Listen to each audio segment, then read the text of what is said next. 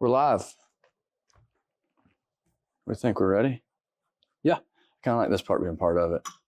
What's that? I like this part being part of it. Oh, yeah. Yeah. The not too perfect and like prepared and whatnot, you know? Yeah. Just kind of, here we are, we're doing our thing. Yeah, we're just having a conversation and inviting everybody into it. Yeah. Like it. This is Mindset Savage podcast. This is my guest today, David Kelley. Hello. Otherwise known as DK by some. Yeah. People still call you that? They do. Actually, it's funny. I tried years ago to get away from DK. Yeah. Just kind of wanted a fresh start. Right. And when I tried to get away from it, more people started calling me that. Really? So, yeah. So I luckily got away from my nickname. I remember your nickname. Luckily. It was hard. Was it? Yeah. Maybe 5 or 6 people still use it. Yeah. But it's because they've called me that for 20 plus years. Right. And then say use my real name, I wouldn't probably even acknowledge it. Listen, man, it's been difficult for me to overcome that because when we were kids, that's just what I remembered you as. Right. You know? Yeah. So yeah. But once I got into a more professional setting, I kind of required it to be a need. Right. It was hard, but part of the reason necessary. I was trying to get away from DK and just have everybody call me David, but man, DK is just hanging around. Yeah. So I at this point I'm 40 years it. old, embrace it. Yeah. It's not as bad as what some others could be. It could Mine be a just lot worse. didn't make sense. It needed an explanation Right. every time, and I'm tired of having to explain it. Yeah. It doesn't even make sense, really, you know? Well, tell the people a little bit about yourself. Yeah. So, man, a lot to tell. I grew up in East Tennessee. Originally from Montgomery, Alabama. Family moved here when I was young. So East Tennessee's home. Love it here. Yeah. Deeply ingrained in the community and with kind of the culture here. I love it. Yeah. Man, How old were you when you moved? 7. 7. So I've been here for 33 years. Majority of your life is here, for sure. Yeah. Love to travel the world, just have a love for people. And, I'm hoping that we get into some of my story today too. But, have a wife, Katie, who is just incredible. She's helped me in so many ways, overcome so many things that maybe I had a really bad perspective on. Yeah. And she challenges me every day, which I appreciate. Nice. 4 amazing kids. How long have y'all been married? It'll be 10 years this coming November. Okay. So Nice. I guess we just celebrated 9. Yeah. So a few months Cool. ago. But I've been together for almost 12, married for 9, 4 amazing kids that biologically are not mine, but I couldn't love them anymore if they were my own flesh and blood, you know? So awesome. yeah, man, just lover of people, like to play music. Yeah. Love having deep conversations with people. So when you asked me to be a part of this, it was a no-brainer. It's like, yeah, let's do that. Let's dive in. So for sure. Yeah. Kind of where I'm going with this is I myself just love conversations. Mhm. And I think that the world needs them now more than ever. Agreed. Kind of through scamdemic stuff, we all lost touch of relationships and communication and how valuable and important that was. Mm-hmm. And also now more than ever, how important the realness is in seeking truth. And kind of why I wanted to do this is just to give people that, man, honest, real conversations. Mm-hmm. I don't know where it's going to go. I don't necessarily have a plan for it. I just know that if I'm enjoying doing it and it helps the world, then we're going to keep doing it. Yeah. I'm kind of just going to learn as I go. Yeah. And keep it to we're here, we're doing it. It's not perfect. Could be, will be, whatever, The main importance is just to have the conversations that I think need to be heard. Agreed. And there's no telling where it'll lead, where somebody that, knows you may see this episode and call you up and say, hey man, I'd love to talk to that guy. Yeah. And it put me in a conversation that I never would have been into, and that could just keep going. Who knows where? Yeah. And I love to travel too, and having a mobile setup, I'd love to get to the point where people call me and say they'd love to do it and fly out and drive out, whatever it may be. Yeah. And set up on different locations and different sceneries and people. And I don't know, man, just see where it goes. Yeah. Yeah, man, I think you're onto something here. And I agree with you. I think, just having conversations, I feel like we live in a society that they have forgotten how to do that. Yeah. Especially hard conversations. Yeah. Hard conversations are something that have been newer to me in my life. Yeah. I talk about my wife challenging me in a lot of ways. Mm-hmm. She's brought that out in me, the comfortability of having the hard conversation. Right. And, admittedly, I'd be the person that would avoid them at all costs and just pretend like everything's okay because it's uncomfortable. Yeah. Yeah. But man, the freedom in having a hard conversation and meeting somebody, and then understanding where they're coming from. Especially when the person you're having it with is receptive. Exactly. And it can be a healthy conversation. Yep.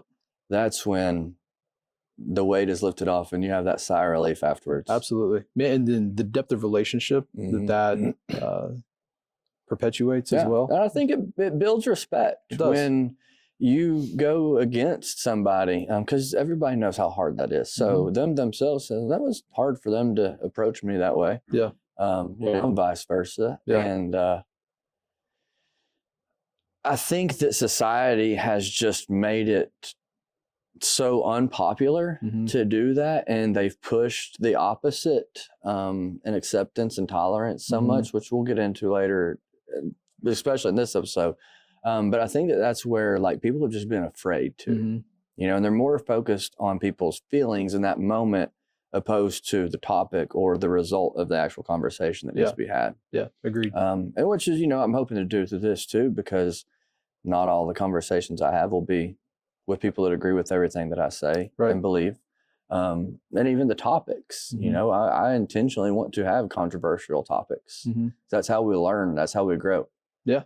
If everybody thought the same, we'd be where we are right now. I think that's a large part of the problem. I think that school kind of indoctrination things and whatnot, and another part of what we'll get into here in a minute with while we're here, very skewed ideas and just narrow paths, not branched out for a while, I think has created a very tolerant and acceptant society of things that shouldn't be. Yeah, completely agree. I guess we should kind of start where we can go with that and tell people why we are where we are. I won't be specific in the exact location, but we are in a church in the sanctuary. I'm not going to say no. They have been gracious enough to let us use their facility, and we're very thankful for it. And the reason that I wanted to have the conversation here is this conversation that I want to have with David is in regards to Christianity and churches, kind of modern day in 2024. Kind of touch on it. And I think that it has a lot to do with where we are in the world. And I think that it also has the quickest avenue to create some positive and quick change on a mass scale, I think. Yeah. I think that that's really where we can do that. I don't know anything you got to say on the location and how it can kind of fit in and how we can have a good conversation in regards to it. Yeah. I mean, I know we're being vague about, specifically where we are, but, I agree. I think, man, there's very well-intentioned people in the church that love fiercely, and we need a lot of that. Unfortunately, I think that kind of where the American westernized evangelical church has led people is not in every scenario, but often very unhealthy. Right. And it's just kind of off course. Yeah. A good way to start with that. Misled a bit. I think it's multifaceted. There are elements of it where the political aspect of it, infiltrating the church body, and the philosophies and the teachings that are coming from the stage, I think, are concerning at times. I don't think that Jesus ever intended for that to happen. Definitely not. If you look at the scriptures, I think it's pretty clear that he, was just a lover of people and didn't really get involved in politics too much. Right. But then also, with the church in America growing the way that it has, there's a business aspect of it as well. That I think that money is very manipulative.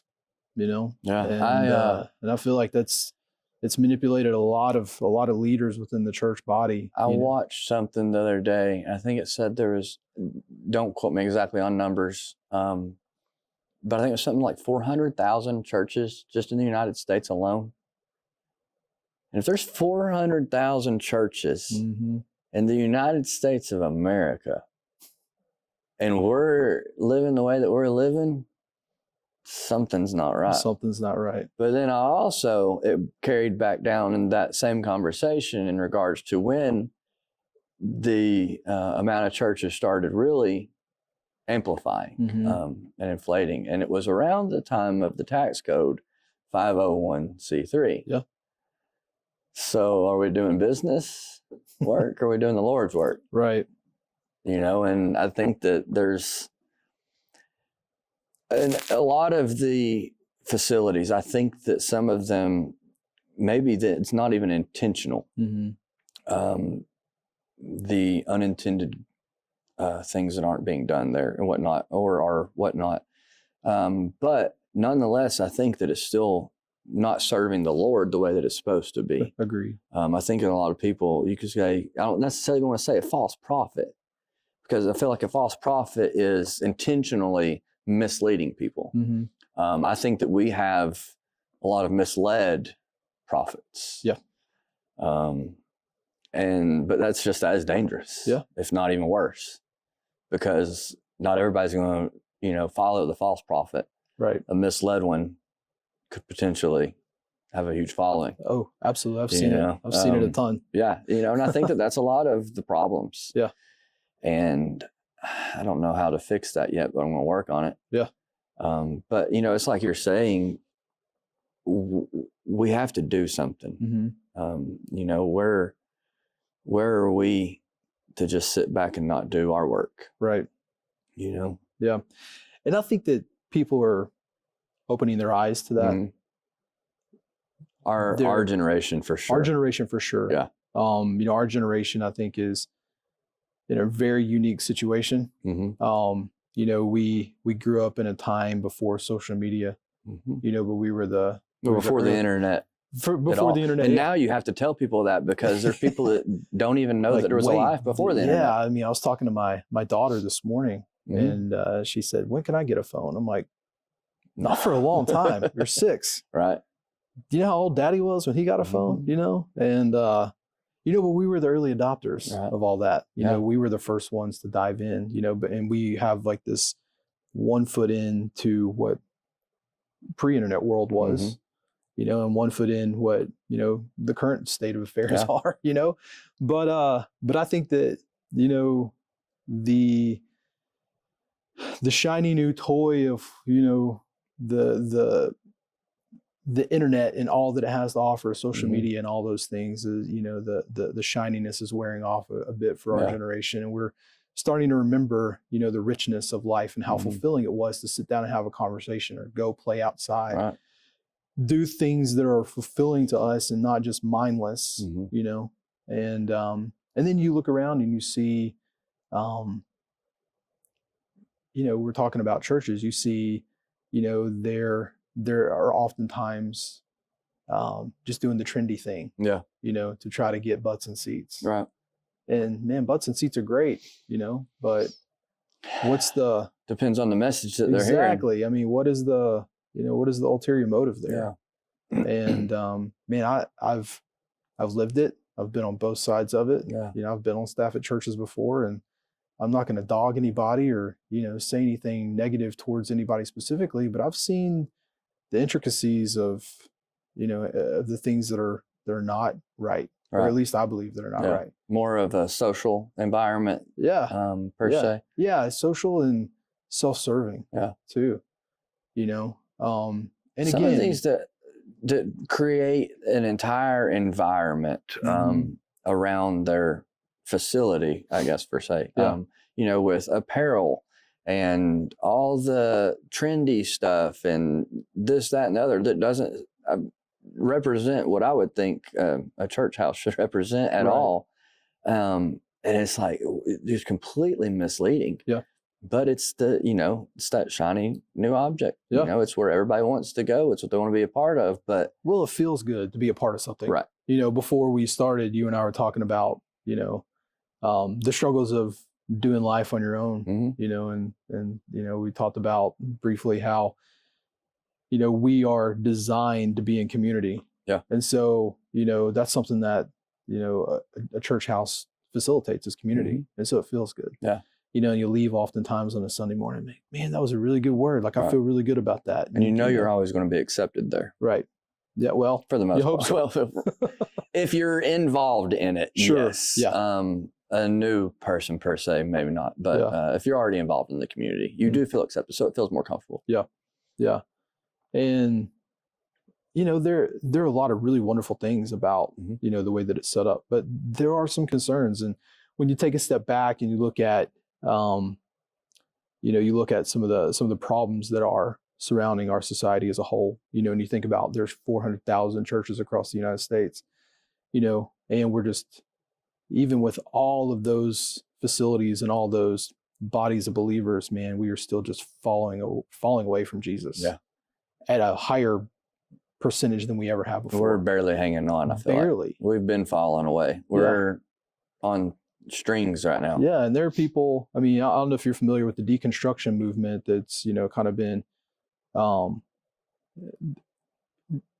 say it's trendy might be a little bit offensive to some, but I really don't care about offending people anymore. It was kind of a trend. Yeah. And a lot of people jumped on it. Yeah. What do you mean? I don't know what you're talking about. So, people that grew up in church, grew up in, Western evangelical, whatever you want to call it. Yeah. Religion. And, people like you and me that see the problems with it.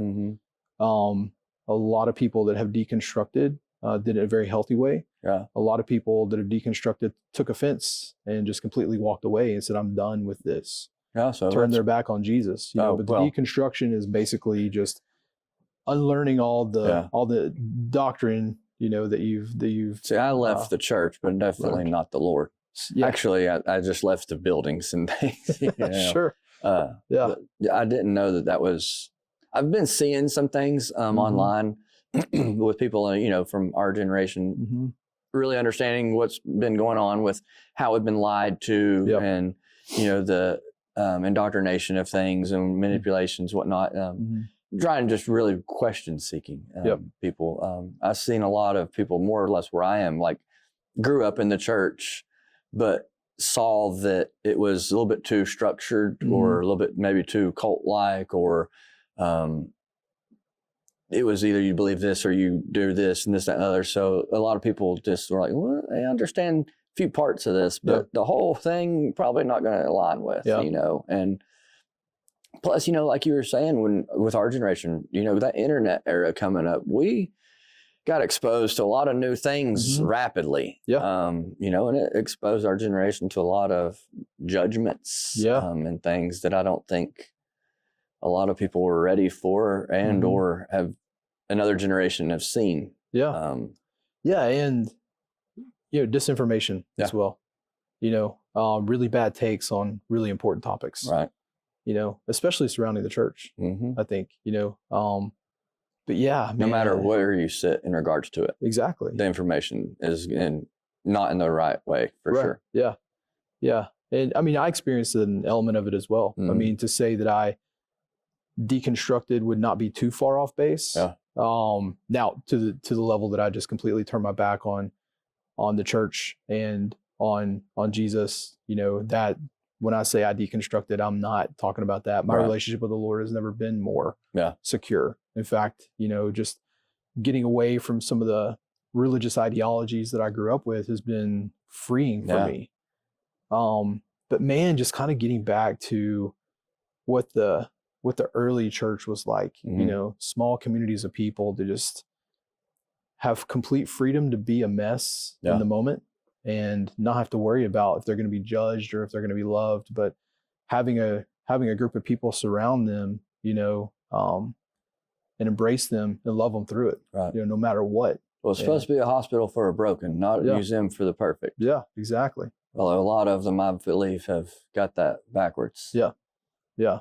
And I'm thankful, man. I've found a community of guys that, at any given moment, there might be 50 guys that are involved in this group. A lot of times when we get together, there's 5 or 10. Sometimes there's 30 or 40. Oh, wow.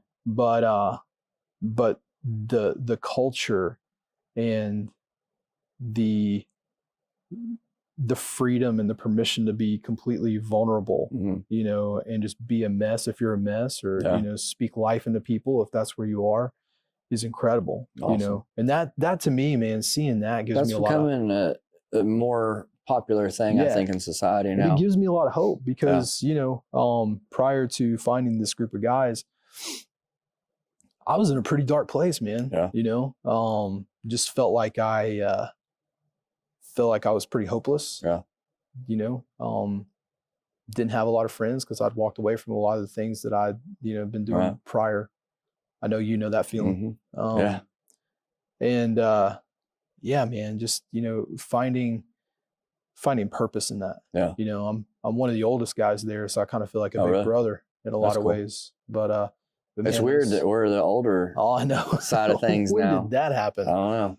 Overnight. You blink. The world before COVID. Blink and I'll turn 40. The last 3 years.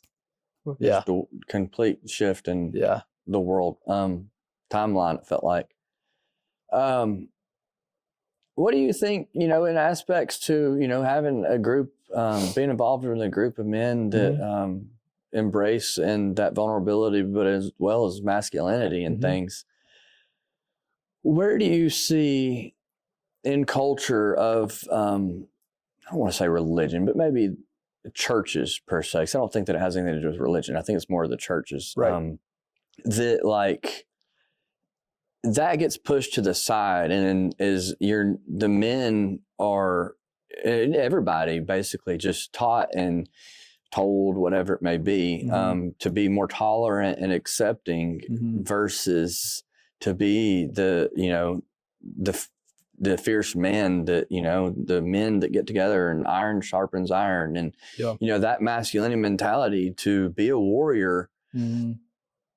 Where do you think in the churches, society, culture, maybe church culture, maybe that shift kind of went in the opposite direction? Man, I wish I knew. I've noticed that too.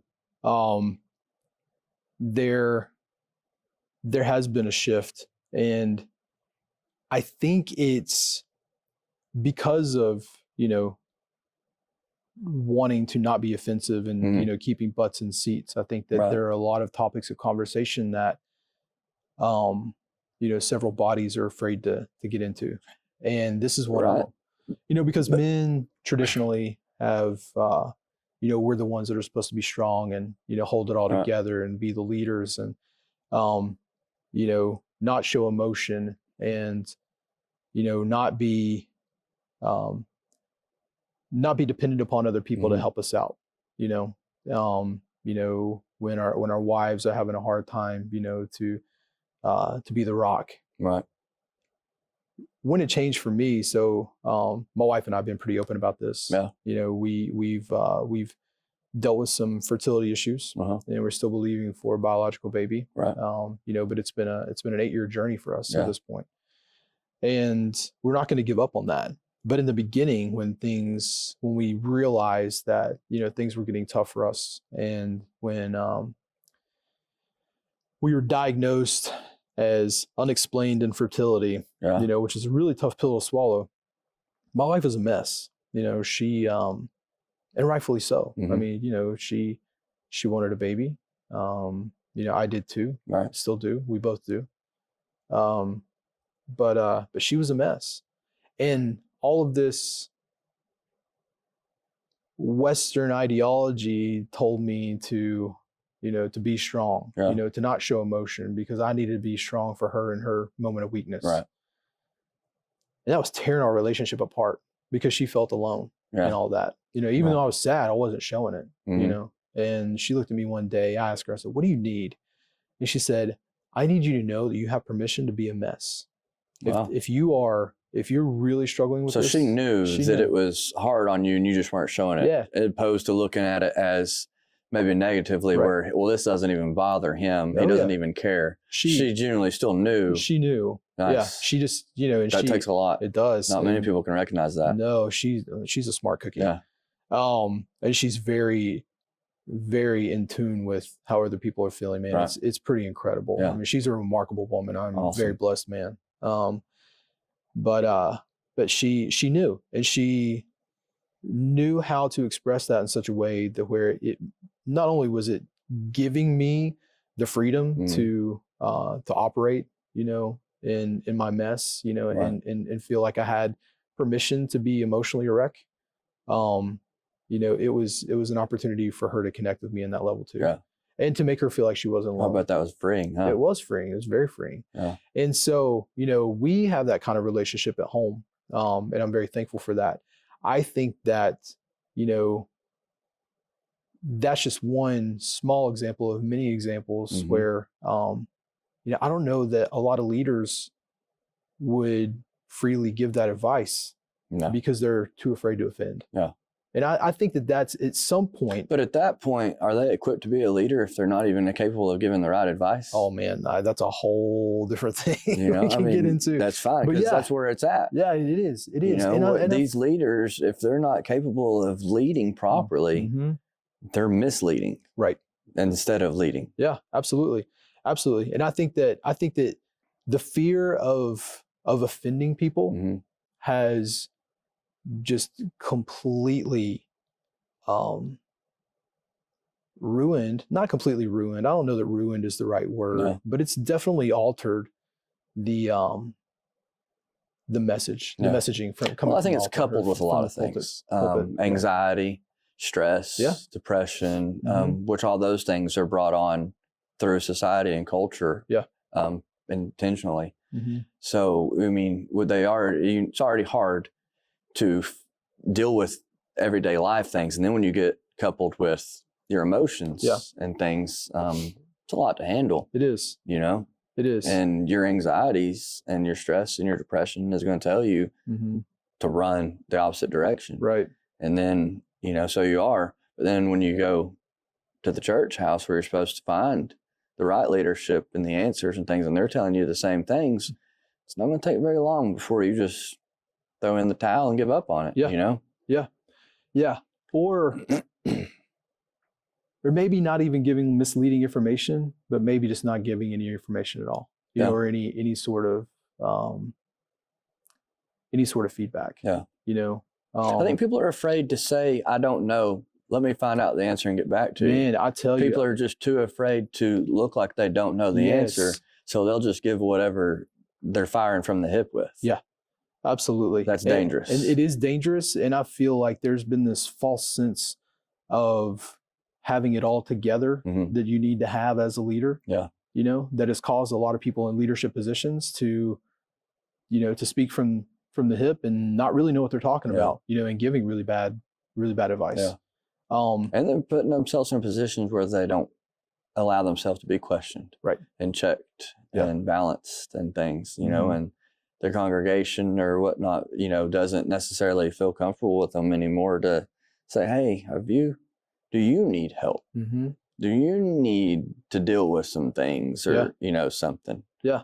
It's a blind following at a point. It is, and giving people access to be able to ask those questions too. I had lunch with my boss the other day, and I don't work in a church, so this is completely outside of, the conversation that we're specifically having, but I think it, makes a really good point here. I've got a great relationship with him. He's been great to me and my family, and I'm very loyal to him in a lot of ways. But we were talking about some business stuff, and then he looked at me and he said, "So how are you doing?" I said, "Personally or professionally?" He said, "Both." And so we talked about that for a little bit, and I really appreciated that. And then I had the thought, I bet nobody ever asked him that. So I said, "How are you doing?" Mm-hmm. And he was kind of taken aback by it for a second. And I said, "Does anybody ever ask you that question?" He said, "No." I said, "Man, can I ask that question? Can I be that guy?" Mm-hmm. He's like, "Yeah, absolutely." But I think there's this. Was it receptive? It was. Yeah. Cool. Yeah. And we had a great conversation about how he was doing too. And I bet that gained a lot of respect on both sides. I hope so. Yeah. It felt like I had a little bit more access. Yeah. And I hope that it felt like, or made him feel like he could trust me. Sure. I mean, I know he already trusts me, but in a whole different way. Yeah. On a personal level. But, yeah, exactly. To show that you genuinely care. You're not there just because you're required to be. Right. And I think that, because of the way that westernized evangelical churches have been established, or the way that they kind of do things on a regular basis.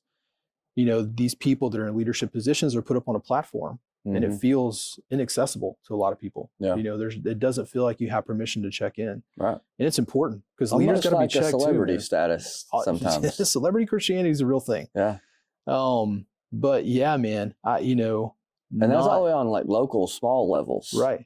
Not just the big time names that you see on the big screens and stuff. Right. Yeah. But having a circle of people that you can trust who are going to be willing to check in on you, as a leader is invaluable. Yeah.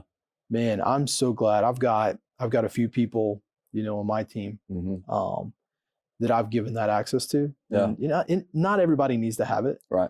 But I've told them. Well, some of them you have to be able to trust them with it, and they'd be able to respect it. Yep. And I've told them on multiple occasions, if you see me doing something that you don't agree with, call me on it. Mm-hmm. I'm not gonna be upset. But do it in the right manner. Yeah.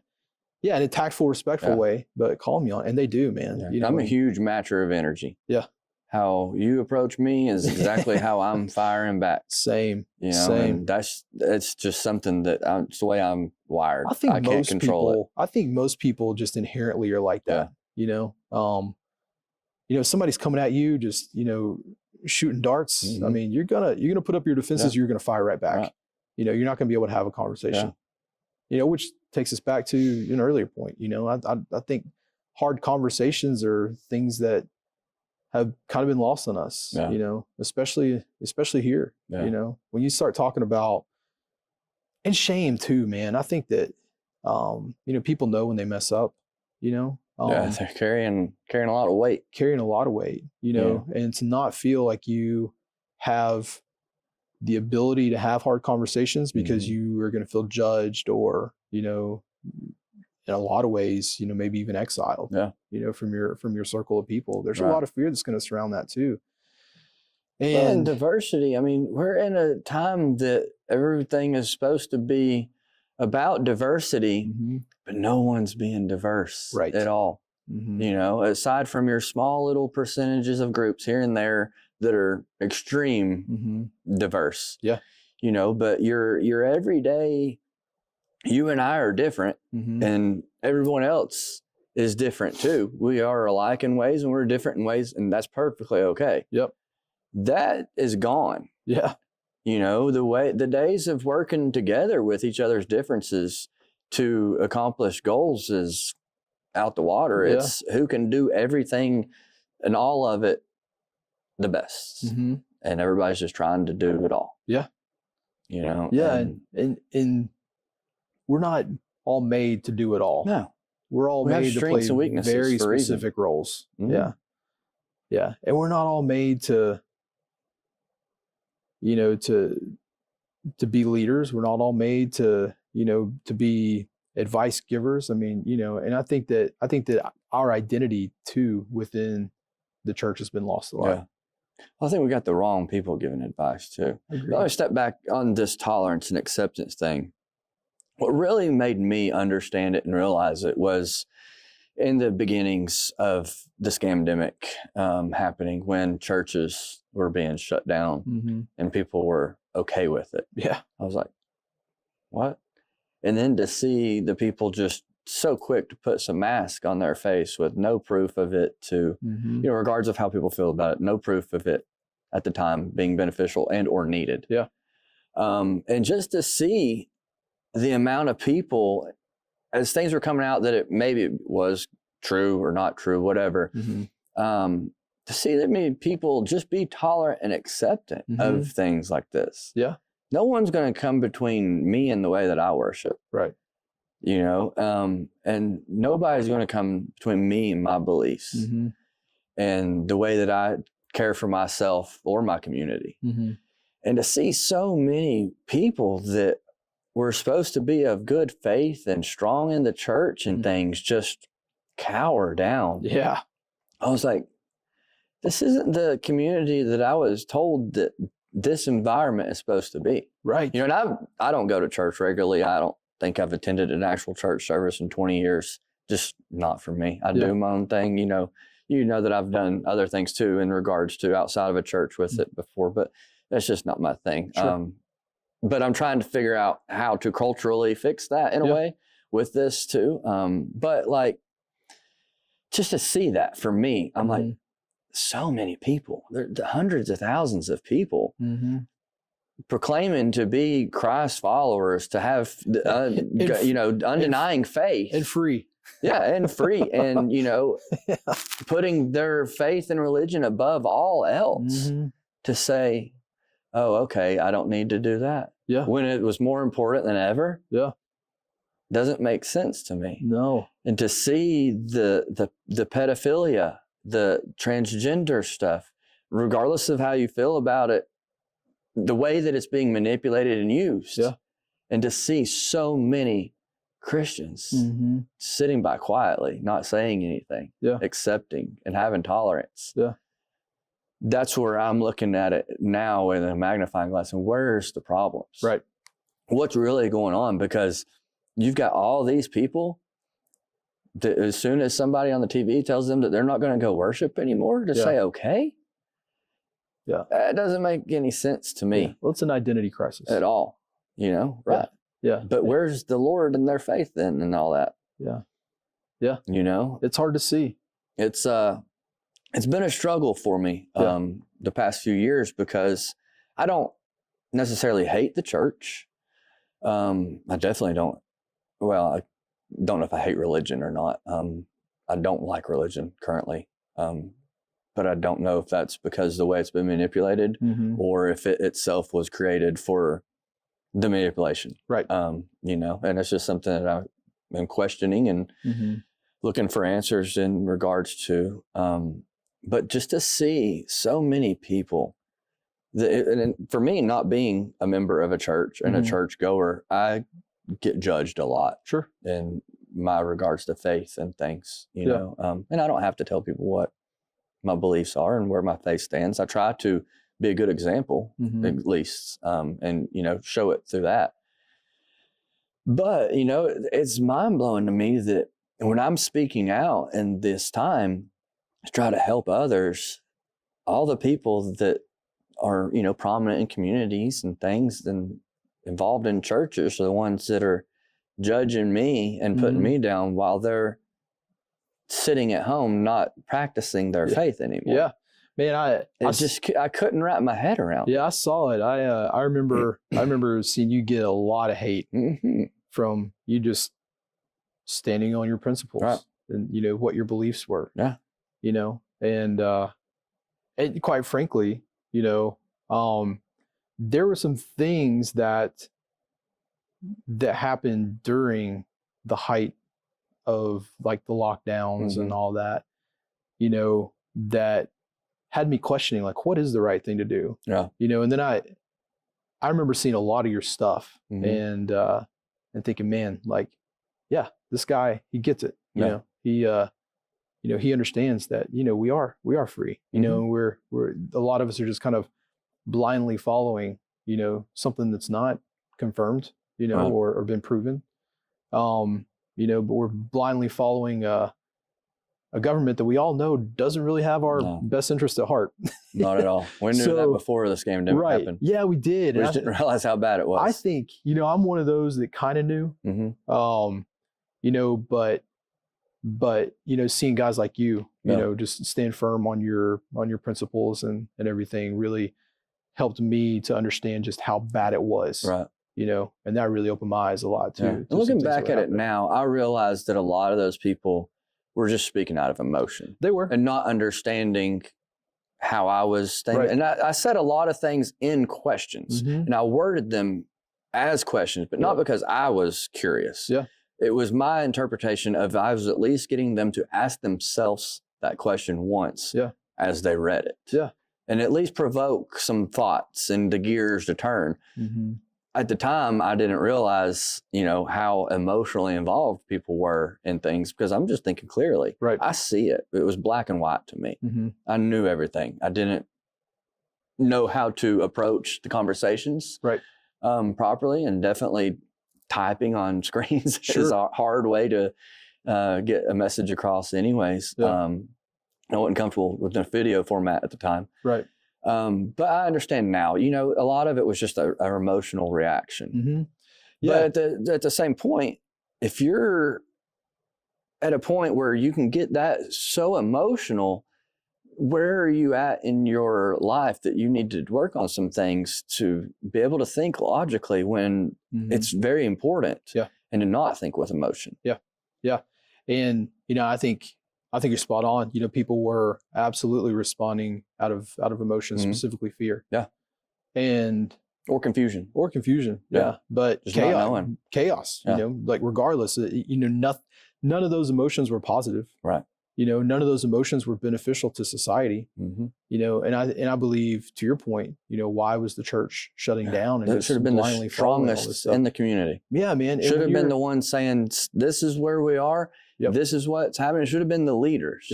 We don't listen to this. We believe in these principles. And this is the book that we go by. And when you're grounded in biblical principle, and you're relentlessly pursuing the love of Christ, fear is not present. Not a question. No, it's not even a factor. It's not chaotic. So I absolutely agree with you.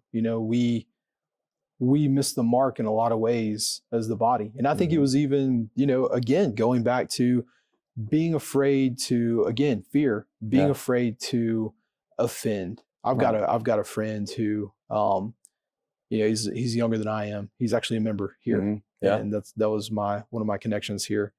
But he just so boldly proclaims what he believes, and it's so grounded in biblical principle, and he doesn't care if he offends. Now, not to the point to I'm just going to offend you, and that's going to be okay. So it's not intentional. It's not intentional offense. But if it happens, but then if it that's offends just a byproduct. people, and then he'll follow up with them, and explain where he's coming from, but he doesn't waver in what he believes. See, my intentions weren't to tell people that they were stupid and that they were wrong or anything. But if that's what they heard, that wasn't my intentions, But we also, and I feel like it's misleading from this type of environment, we're not programmed or even taught anymore to have empathy. And to look at things from someone else's perspective. Just because someone else was emotional and a wreck in the brain and couldn't see what I could see, didn't mean that I was feeling the way that they were just saying what I was saying.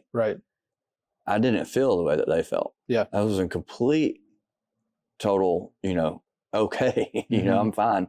I see what's going on. No emotion involved at all. Which is why I tried to speak the way that I did, thought-provoking wise, for the most part. And other times I did kind of get hot and heated, but I was going through a lot too. And messages, I was having people tell me they wish that I got the virus and died. And death threats and weird things happening around town and stuff a lot of things people don't understand that I voluntarily put myself through, you know, to help people. But I think that that's something that can really be changed in the church, in that emotional and thought process, because if we get away from the tolerant and acceptant, then we get to start being ourselves, and we get to have diversity amongst ourselves. Yeah.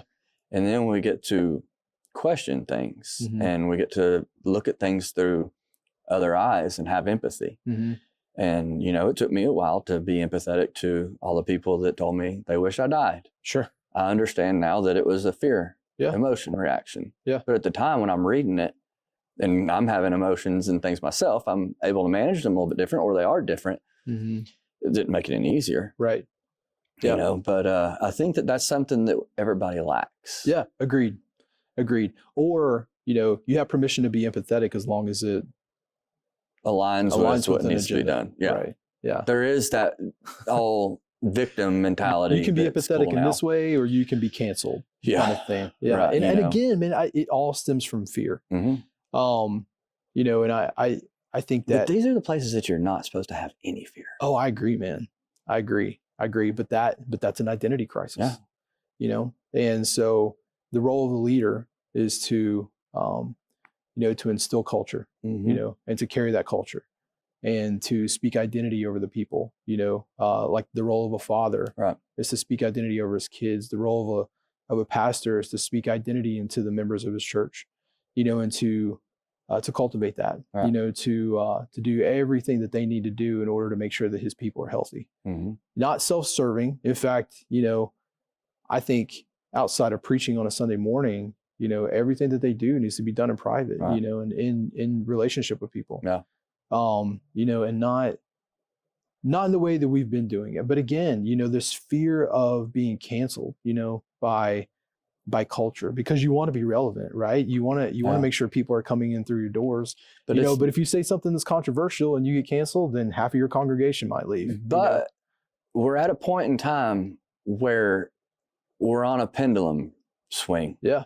And the opportunity to, you know, use that positively and then cancel, because there's a lot of people that are doing good that society is trying to cancel, that ends up being very beneficial for them. No doubt. And, you know, a lot of people that have spoken out over the past few years, you know, that society and the media and things try to cancel ends up really having the opposite effect on what they were wanting, but a very positive effect for the movement. Yeah.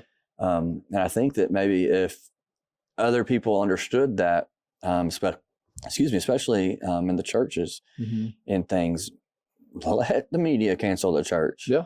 I'm fine. I mean, everything I do, I'm cool with getting canceled. Right. Because if I'm getting canceled by everybody else, I'm doing the right thing. Yeah. Agreed. You know, and it still comes back to that tolerant accepting that everybody wants to get more people in the doors. You want to reach more people, and they say they want to hug more necks, but it all stops there. Yeah. If you're just getting them in the doors and then you're misleading them, what service is being done? Yeah. Yeah. None. I saw something today and actually shared it on my Instagram account. This said, people are going to talk about you no matter what you do. Right. So do the thing that brings you joy. Yeah. You know, and to add to that, do the thing that you know is right. Right. You know, and do it without fear. Yeah. Even if the world is coming against you, if it is rooted in love and, you know is the right thing to do, man, do it anyway. Yeah. Don't care. They're going to talk about you. Yep. It's taken me a lot of years to figure that out. It took me a lot too. You know, but man, it really helped when I first started hiring professional and mentor coaches. Yeah. And really seeing how people at those levels were living the same exact things that I'm experiencing. Yeah. And being able to have one-on-one conversations with people on those levels really made me understand that it's not a very small little piece. It's going to happen. Right. It's part of it. Yeah, it is. And I think going through what I've gone through in life has kind of helped get me to the point where when I finally understood and wrapped my head around it, I was ready to just say, I don't care at all anymore. You know, I'm where I am now, but it's got me to where I have the confidence. I'm at a level where I am above all the naysayers now. Mhm. So everybody that's hating on me now is below me. Before, some of them were above me, I thought, per se, Mhm. because if they are talking down on you, they're not for sure. Right. But I may have thought that, not realized it because society tells me otherwise, Mhm. or I might have felt it because of other things. Mhm. But personally, achieving excellence and getting to a point where there's nothing that's coming between me and anything, Mhm. I don't care what anybody says. Yeah. Because I know I've been told from the people that are where I want to be that no one above me is going to hate. Yeah. So when you know that and you're confident in it and you rewire your perspective and your mindset to say, I'm going for the hate. Mm-hmm. Because that's what the Lord did. Who did he hang out with? Oh yeah, Not man. the popular Not crowd. the popular crowd. You No, know? in fact, he was shunned by the popular crowd. Exactly. And it's so where we're at and where my thoughts and ideas are on things is I think that we're back. A lot of people say we're back to biblical times. I think we are. Yeah.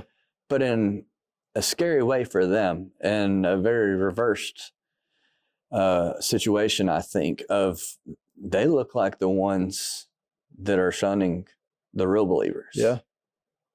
Now, intentionally, whatnot, I have no idea. Yeah. I battle with that because all my life I was raised to think that everybody sins. You know, we do. We don't live perfect lives. We sin, but, you know, we go to church on Sunday and we try to do better. Yeah. You know, but now as I have a complete different mindset and Mhm. outlook and perspective on the world, is that really how it is? Or are evil people fooling people one day a week? Oh yeah, I think so. You know, I mean, because we're just taught. Yeah. So then that goes around that acceptance and tolerance thing, Yeah. because now it's, well, they're really good people. You know, they try.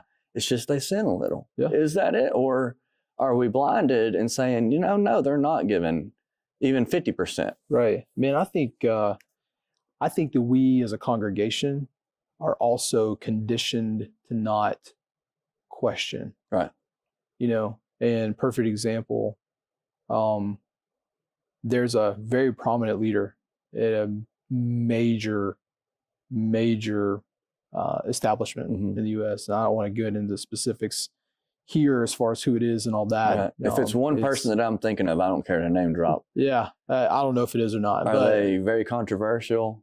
Right now in the media? Probably a different person. Okay. I mean, maybe so, but I'll share a little bit, and if it's the same person, you can say. But it's come out recently that this guy, you know, who led a massive movement, especially, you know, like with intercession and that sort of thing, Mhm. you know, out of the Midwest, has been conditioning these girls and like feeding them lies about, like, you know, prophecies that he received from, like, words from the Lord that he received about how his wife was going to die and that they were going to be his wife. And, you know, and he was conditioning these young girls. Christianity, like, so the not evangelical like, church. what is that in Utah that they do? Like the Mormon church? Yes. Yeah. That they believe in. No, I mean, same. So no, it's no, yeah, I mean, non-denominational, like very well-known establishment. But you know, and there's some really nasty things that have come out about this guy. Yeah. You know, but and there were people that could see it happening as well. Yeah. And were so afraid to come out, you know, because of what might happen to them, that they didn't call it out for years. So they cared more about themselves than the young women that were being in a lot of ways. Yeah. Yeah. Wow. And now these women are, you know, have been abused and are living with trauma. Because again, there was fear and there was this conditioning to not question or not call things out. Right. So yes, listen, man, I know some pastors, you know, who are really, really godly men and women too, for that matter. Oh, yeah. You know, that I would trust with my life, you know, that I know on a personal level. Right. And, you know, I would trust them in a heartbeat if something came up and I needed them. Yeah. You know, but there are a lot of people who were probably in the beginning well-intentioned. Yeah. That, you know, weren't letting people in, you know, to ask the hard questions. Yeah. You know, and this little bit of sin that they were struggling with, like this little thing, it festered and became a big thing. Yeah. And then you it got kind of to the lose point control where, after. yeah, over and then it. you lose control, and and then you're still on Sunday mornings leading people, Mhm. but not from a place of authenticity. Right. With good intention. You're hiding your ugly stuff. Yeah. And Everybody's good up until they're not. right. Yeah. And that's where people don't question things enough. Yeah. You know, we see it so much now that everybody that thinks is so good, when it comes out that they're not, it's like, oh, well, that's just too bad. And then in a couple of weeks, it's forgotten about. Yeah. You know, and I mean, some of this is detrimental to society. Agreed.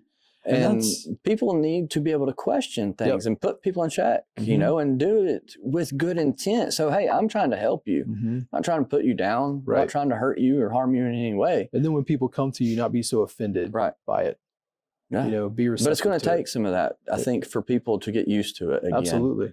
Because it's not common. It's not comfortable at all. But it's needed for sure. Yeah.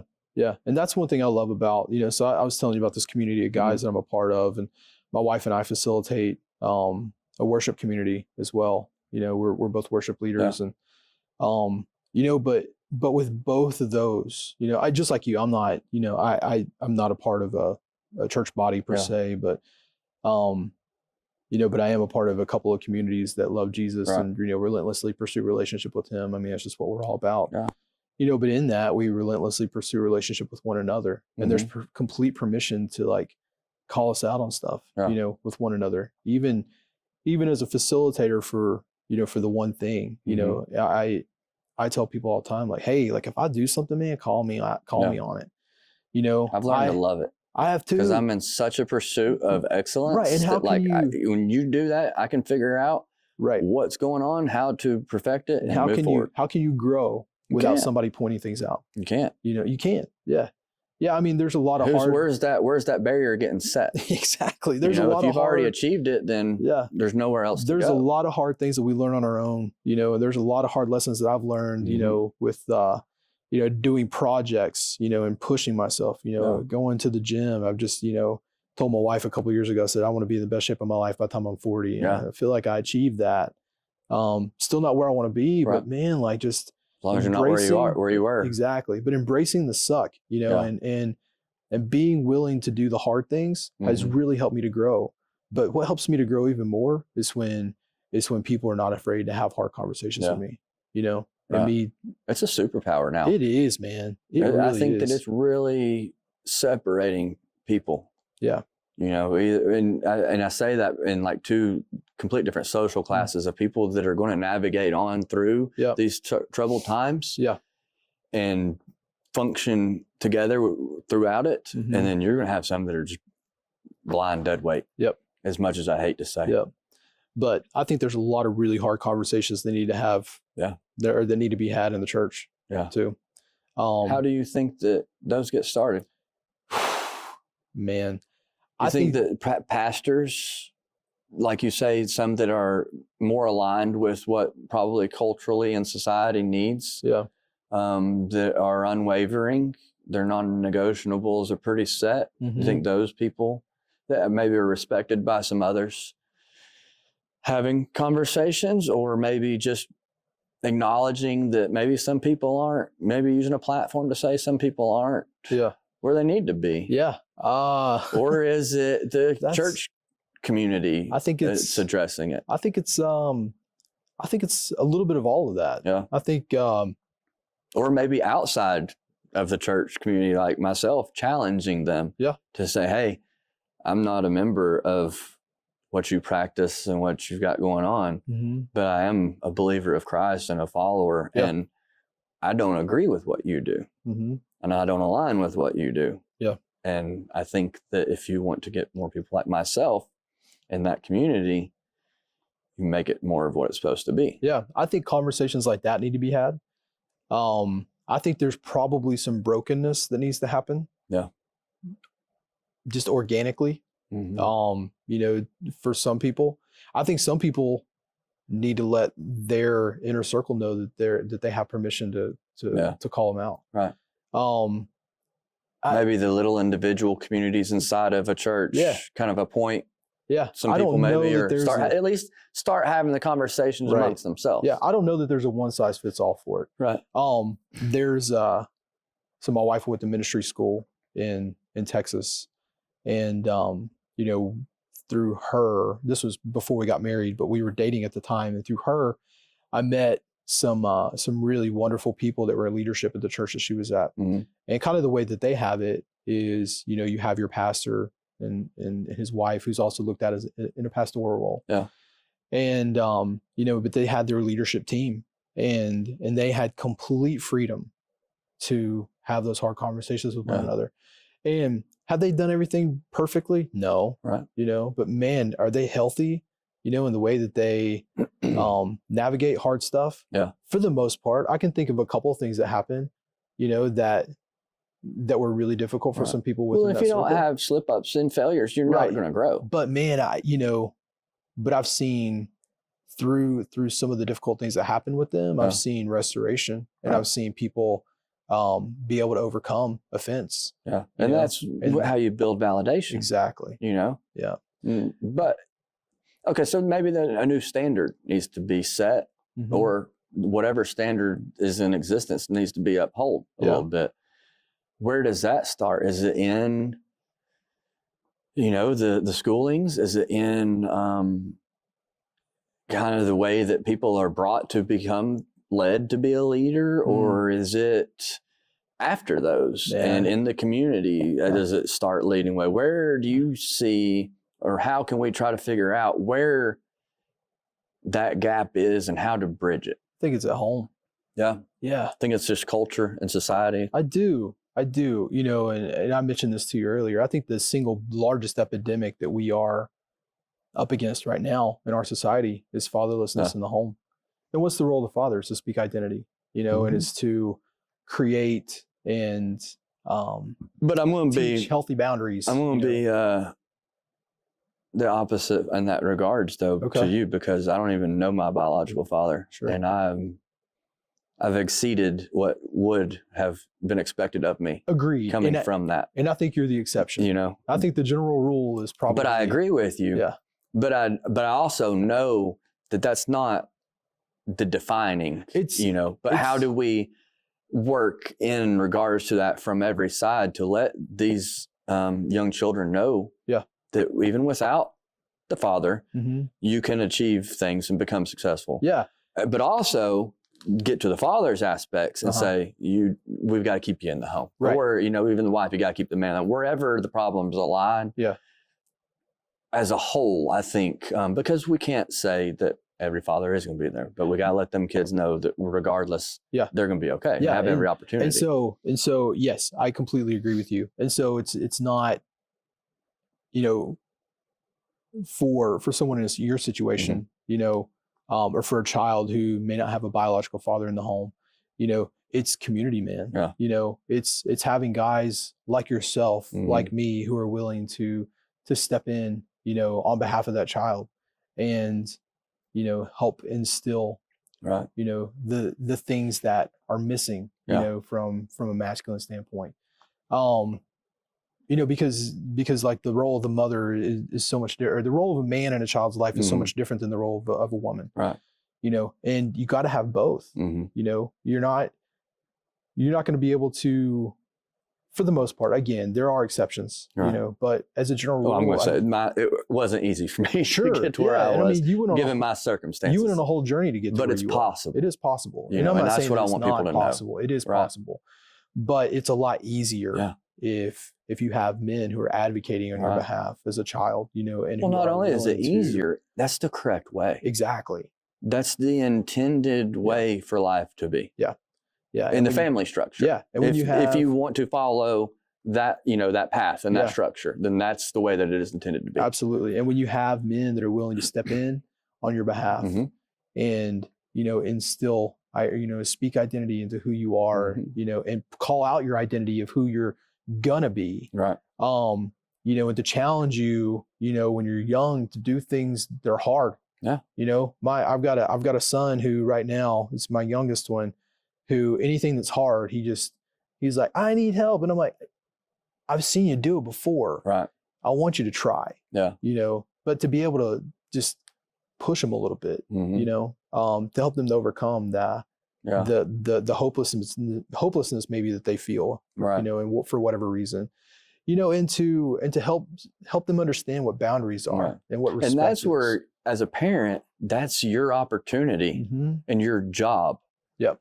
To teach them these rules and guidelines to life. It's Mm-hmm. not something that they learn at church and Right. school or society. It's the parent's job. Yeah. You know, and we have gotten off a set of standards for society and culture. Oh yeah. Which, you know, I'm all for freedom and, you know, live and let live, but Mhm. at some point there has to be at least a certain set of standards, Yeah. you know, like the commandments are in Yeah. the Bible and things, you know, and we just are a willy-nilly society right now, you know, Yeah. and That's putting it very lightly.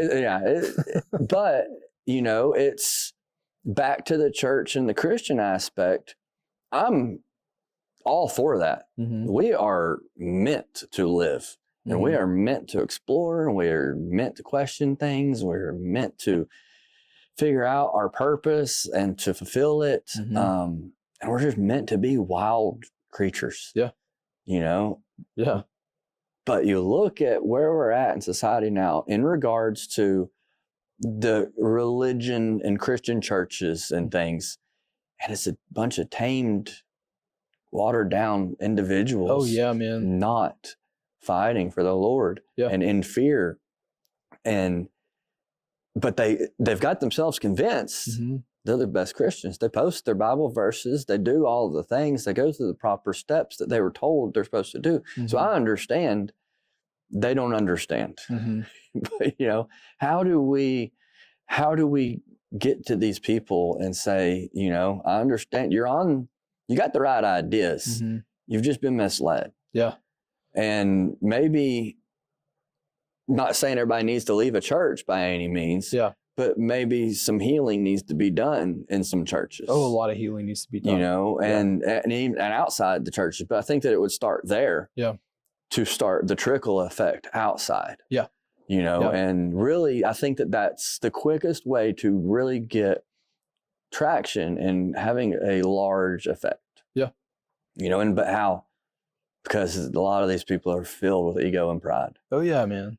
You know, Yeah. and Pride they don't want to comes- admit that they're not the best No. Christians. No, because it's hard to hear or to admit, you know, when it goes back to the hard conversation. when you're doing wrong or, you know, you're falling short, and, you know, man, it's pride. Yeah. I mean, what is the old pride comes before the fall, Yeah. you know?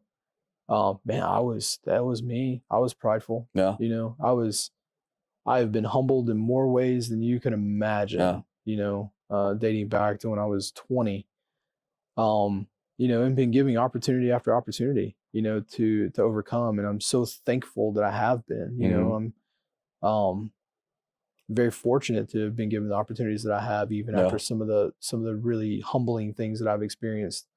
But yeah, man, humility is paramount, you know, and nobody has it all figured out, Right. but everybody thinks they do, you Especially now. Yeah. Because we've been told for so long because no one questioned anybody. Right. So they just thought that they knew what they were right. Yeah. But you're right. It goes back to having the hard conversations, you know, and being willing to hear, you know, maybe where you messed up. I keep talking about my relationship with my wife. But I think aside from that, but you have to have the understanding and acceptance. Yeah, you do. So aside from being willing, yeah, you have to be open in regards to say, you know, I am a good person. Yeah. I am a Christ follower. I do believe in this, that, and other. But when the government said, don't leave your house, you can't go to church, I said, okay, how long do I need to stay here? Mm-hmm. Nothing's coming between me and my relationship with the Lord. Right. And that has to be number one for anything to follow. Yeah, agreed. And what I was going to mention a moment ago, you know, I know I keep referencing my relationship with my wife, you know, but you know, she has done a really great job of questioning me when need be, and calling things out when she sees that I'm, you know, falling short or, you know, not serving her or the home well. Yeah. And how was that in navigating in the beginning? Hard. Yeah. On her end or your end? On mine. Yeah. Yeah. To I'm receive sure it? it was hard for her too. We've gotten comfortable with it. Yeah. You know? Did you feel like she was attacking you? There were times where it felt a bit like an attack. Yeah. Or questioning your ability, maybe? That too. Yeah. But what I had to realize, and it took me a while to figure this out and to learn it, was that it was coming from a place of her loving me and wanting the best for me. Right. You know? And it wasn't even a personal agenda for her as much as it was like she just wanted for us to be able to operate in a very healthy way. Yeah. Yeah. And what happened throughout the process to enable you to become receptive? Oh man, so changes for her or you? It was a lot of difficult conversations trying to figure out where she was coming from, trying to understand that, hey, you know what? You don't have it all figured out, talking about myself, right. You know? And then also letting guys in. Yeah. Letting people into my life that could speak into that and help me to understand. You know, one of the biggest things is we went through some pretty intense couples counseling, and you know, it was another couple that we did the counseling with, and quite a few sessions. And that's another thing too, man. Like counseling and therapy, a lot of people see that as weakness. Man, it's so beneficial. Right. You know. Oh yeah, for sure. But as long as you vet the people correctly. Right. Yeah. But having the people, or having that couple, you know, be able to speak into us, and he get different perspectives. Yeah, and he just asked me a lot of questions. He asked me a lot of open-ended questions. He never said you're doing this or you're doing this. It was, when that happens, what is this like?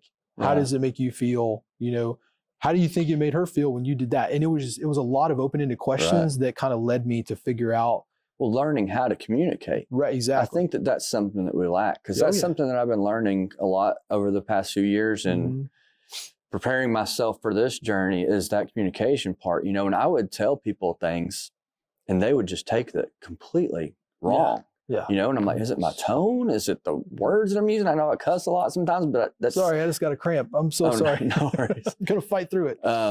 You good? I'm good. All right. You know, and I'm like, it's not my intent is good. I'm telling people things out of kindness and love and want them to be better for themselves. Yeah. But they take it and they hear it as a personal attack. Right. And it's been tough on me because I understand that that's an emotional problem on themselves. Yeah. Not my delivery problem. You know, and at first it was, I would just say, you're not understanding, you're not listening to me correctly. You're the problem, you're the problem, you're the problem. And I had to realize that only made things worse, because when they're not understanding that they're not understanding, telling them that that's the problem isn't going to fix it. Yeah. So I've had to navigate through how to build that trust and to say, you know, when I tell you that you're doing something wrong, it is out of love and out of the care and want for you to be better, not an attack. Right. And it's a double-edged sword, because we've been taught to not communicate at all for so long. We've lost the art of it. And it's a practice. Yeah. You know, and it's a cadence to it. And there's one person has to be able to receive. The other person has to be able to give, and vice versa. Yep. And it's hard. Yeah. I'm hoping that this shows people, you know, at least how to start it, and to get things moving and whatnot. But just to show people that it's possible, you know, and the social media and government and everything that wants to have all the control tells us to not have those conversations. Yeah. And it goes back to, you know, being easily offended. And it's really hard to communicate when offense is just on the table, you know, waiting to attack, you know? Right. What about this? What if, I don't know how it works, excuse me, anymore. I know that there used to be like a Southern Baptist convention that was over certain things and this, but what if the heads of some things that had some power could speak to some pastors and say, you know, we're going to create some movements. We're going to offend people. We're going to get on the internet and we're going to offend people in a positive way. but offend them. Right. In a positive way. Yeah. Just think of how large that effect could have. Yeah. Or how large, that could be, and the effect that it can have. Yeah. I mean, and the snowball from there can be all it takes to at least get us moving in a right direction. Yeah. On paper, yeah, sounds pretty easy. Yeah. I mean, Jesus himself was not afraid to offend. Yeah. When he was being questioned by the Pharisees, Mm-hmm. He spoke truth, and that offended them, and he was okay Wild, with that. isn't it? Yeah. Yeah. I think as long as the offense is coming from, and maybe not trying to offend people in such a way that's going to hurt them, like at their core, for example, like you're an idiot or anything like that. Get on the internet and say all pedophiles should be eliminated. That's going to be offensive to some people. Right, but that's okay. Yeah. Those are the people that need to be offended. Right. Look at the community that would unite. Oh, yeah. Look at the movement that would have. Yeah. Look at the strength that would build, the confidence that would be had. Yeah. Yeah. But instead, it's promoting the opposite. And that's where I have a problem. Exactly. With the churches, because it's promoting to not do that. Yeah. Or just sitting idly by and allowing things to happen, that are being harmful. And I know that there's people in the communities that don't agree with this. And I know how hard it is for them to just be ate up with emotions of regret and, their hate for themselves because they're just idly sitting by watching things that they don't believe in. Mm-hmm. But I don't want to know why. Yeah. Why are they okay with that? Yeah. Is it the church house that's making them feel that way? Is it society? Yeah. What is it? Because it's not what the Lord has taught us to do. It's an identity crisis.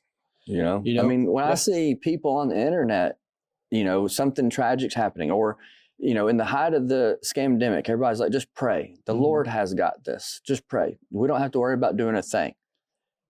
To me, in the way that I think and believe, I'm thinking you're basically just spitting on the Lord when you say that. Mm-hmm. Because that man died on a cross for our sins. He's already done enough. Mm-hmm. He gave us the ability to do what needs to be done. Yeah. We don't need to ask for him to do it for us. Mm-hmm. But there's so many people in the church that have been misled to just go straight to prayer. And I think they've only been misled to think you pray for what you need to be done and then don't do anything. Right. Not pray for guidance to know what to do. Yeah, completely agree. There was where that misleading is at, and sure, if somebody's in the hospital, we want to pray for them, but we're not asking the Lord to perform miracles because that's not what his job is.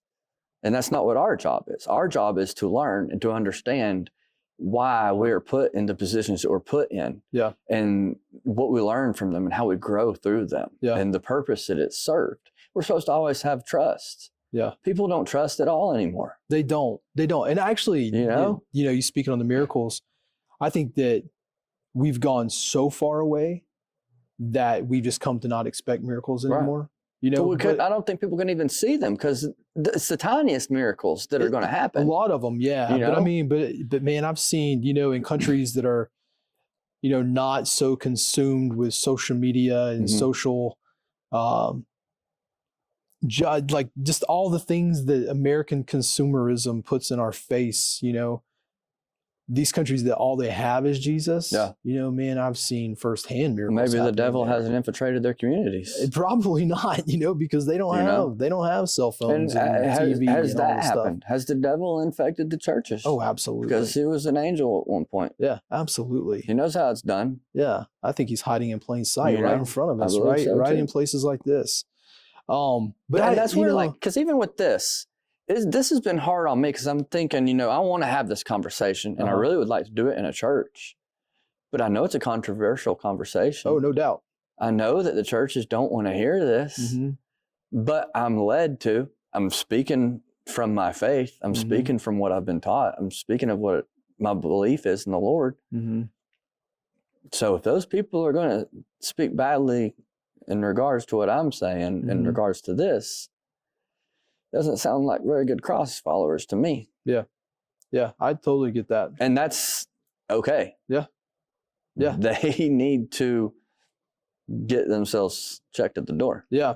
Yeah. and that's out of love and compassion. And I want it to be right. Yeah. Because when it gets right, my life gets better. Yeah. All the evil of the world isn't happening. Right. When we have true Christians out there fighting the good fight. Yeah. And doing the Lord's work. And I think one of the biggest things that's missing, there's a lot of really great programs and things like that that are happening, but cultivating a relationship, with Jesus, with Holy Spirit, because that's when the radical change comes. Yeah. That's when the fruit happens, when you start to see, like the true depth of what it means to be a Christ follower. And I see a lot of people online, our generation for sure, that are finding the Bible and faith. I don't know about religion so much, but they have nowhere to go. Yeah.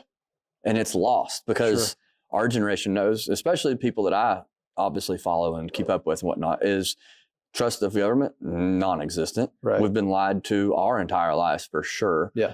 So here we are. Here's this, let's start.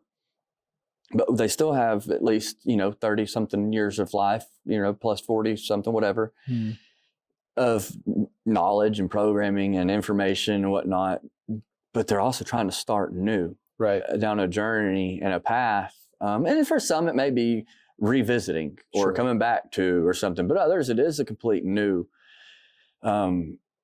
avenue that they're going down, but there's not that I have found. That's why I feel the need to talk about this. There's no direction. Yeah. No community. It's hard to find, but it's out there. That. It's just hard to find. Yeah. It's hard to find, but it's needed, where you can't do it alone. Yeah. For sure. You can't do it alone. Community is so important, and healthy community at that. But, again, we are relational creatures. And where real change comes is when you have true, deep relationship, not only with other people, but also with Jesus. Yeah. And when you start talking about where did we go wrong, as a body, I think it really goes back to that. Yeah. When did we stop really focusing in on what true relationship with Jesus looked like and start focusing in more on just getting butts and seats and running it as a business, Right. And I see it happening, but it's mostly where I see it. And this is not to say that it's not happening in, large church buildings, because I know that it's and it's not any single denomination it's not any single any single religious aspect of any sort. Yeah. It's everywhere in all things. Where I see it happening the most is in communities of people, for me specifically, a community of about 30 guys who are not afraid to be completely vulnerable and transparent with one another and where they are, and who not only pray for one another, but who also are in the midst of doing life with each other. Right. And it's transformational. But we'll put you in check. Yeah. When need be. Oh man, those guys, there's been a few times where, I've done something just completely unknowing that it was not a great thing to do or say, or, how maybe it affected somebody, and they, with a heart posture of love and, empathy, and, coming from a place of, relationship that we developed, and that we had poured into, said, hey man, I don't think what you said was right. And here's why. And would you be willing to talk about it? Well, yeah, let's talk about it. Cause I want to hear your thoughts on that. Cause I didn't realize that, maybe I said something that wasn't received well. Yeah. But when you may not have ever thought of it from a different angle. Probably not. Probably not. It's probably something that was just indoctrinated in me, from a very young age. Right. And I don't even remember specifically. I remember things happening, but specifically right now off the top of my head, I don't know what it was. But when you start really cultivating relationships with people and with Jesus, I think that's where real change happens. Yeah. And that's where you start seeing miracles again. That's where you get back to what it was like in the early church, when they were in hiding because they were being persecuted, much like churches in China and places like that, where Christianity's illegal. Mm-hmm. You know, Yeah. some of the biggest miracles we're seeing in modern day times are happening in places like that. Yeah. You know, and I agree with you. You know, Well, I think that the Lord's only going to perform miracles when he knows that it's valuable. yeah, He's not going to do it just because a group of people sitting at the bar got on the internet and saw that someone needed prayers and they typed out praying. sure. Yeah. He's not stopping what he's doing to tend to that. Yeah. You know? I have a little bit different perspective on that. I think that he really does like hear our prayers, but you know, you also got to put action. Right. Yeah. Without action, it's just, yeah. To me, that's where it's like the spit in the face. Yeah. It's like if somebody lives in a neighborhood and this tornado comes through and tears down their home, you know, I'm going to pray for you. Right. I mean, thank you, but that's not what I need right now. Right. You know, I need people to help me get my life back together because it's just been completely destroyed. Right. Yeah. And it's not necessarily the praying that's the problem. It's the praying without action. Right. Or any follow-up or follow through. Or I'm going to pray for you and then not do a thing about it. And think that solves all problems. Yeah. Yeah. That's or not even like saying that you will and then not doing it. Right. You know, I mean, it like, I'm going to pray for you, or prayers for, you know, whoever, whatever situation. It's become so socially accepted that that's just the right response to things that happen. Yeah. When really... Well, I mean, it's watered it down so much that the word almost has no meaning. I look on Facebook now and see it and laugh. Yeah. Because I know that people are just saying it to be saying it. Right. There's no intention behind it or follow through, you know, and sure, that's a judgment of myself, but I pay attention enough to see, you know, and that's the valid point that people are just saying it because it's the trendy catchphrase thing to say. It really is. Yeah. And it makes them feel good. Yeah. You know, it makes them feel like they've done something. And that's the thing, is self-serving often, you know, when really we've been called to lay down our lives for our brothers. Yeah. We're supposed to be servants for others. Yeah. You know, and I think too many people are trying to serve themselves, which understandably they've been misled to understand how to, you know, serve others and be a servant to community before self. Yeah. Because a lot of people don't have faith and trust of the process, which is a large part of, you know, a problem that I have is we're teaching, or people are being taught about faith. They're not being taught how to have it. Right. And without it, you're just the blind leading the blind. Yeah. You know, and that's where I saw so much in the beginning of COVID stuff was these people have so much fear. If you have faith in something that you know nothing about, but you don't have any faith in anything else that you do know about, and, you know, the regards between each extreme, we got an issue. Yeah. We got a lot of people that think that they might be serving the Lord that aren't properly serving the Lord. Yeah. You know, and that's hard for me to say, but it's needed. Yeah. Because look at what's happening in the world. Yeah. That's not the world that the Lord provided for us. No, it's not the world that I grew up in. No, for sure. No. But I mean, even aside from that, the world we grew up in was even highly manipulated. No doubt. You know, I mean, I'm just talking the creation of all things true. Oh yeah, man. It's not living the way that it was intended to live. Yeah, the intention and the design behind what the world is supposed to look like for us and how we're supposed to be able to enjoy it has just been completely lost on people. Yeah. You know, and it's heartbreaking to see that because there's so much good and so much richness for us to experience. And I think that that's what the Lord wants. Yeah. I really, truly, wholeheartedly believe that he wants us to experience the fullness and the richness of his design. And, you know, whether it's relationships or whether it's, you know, getting out in the mountains, you know, or, you know, just being in awe of the magnificence of his creation. It starts within ourselves. It starts within ourselves, and we're completely lost on that. And it's heartbreaking. Yeah. Some people are starting to realize it again. Right. You know, but for the most part, I've just refound in my own self recently, you know, through some things that I won't speak on yet, but it's realizing that first and foremost. I have no other purpose on this planet other than to be the best version of me, first and foremost. Yeah. Without that, nothing else matters. Yeah. Nothing. And how do you do that? You know, relationship with the Lord is. I have to have faith and open ears and an open heart to know that what I'm doing is the right thing, but also I have to be willing to try things that I might not think Right. but I want to find out. Yeah. I have to question things. It's a hard journey to navigate. Yeah. But it's very rewarding. Yeah. Once you start. Yeah. Because when you're intentional with it and you develop self-awareness, you're journaling the entire process. Right. But you're going into the whole damn thing blind. Right. And it's so cool. Yeah. That's what true faith is. Mm-hmm. I know that wherever I'm going is where I'm supposed to be. Mm-hmm. I know that. Yep. So I'm not worried about where I'm going. I'm not worried about anything. I'm just doing what I want to do. Right. But I lived a lot of years of not doing any of that. Yeah. To get here. Yeah. But I also told the Lord as I was going through all the struggles that I went through that if he would get me here, I would wrangle them up and bring everybody with me. Right.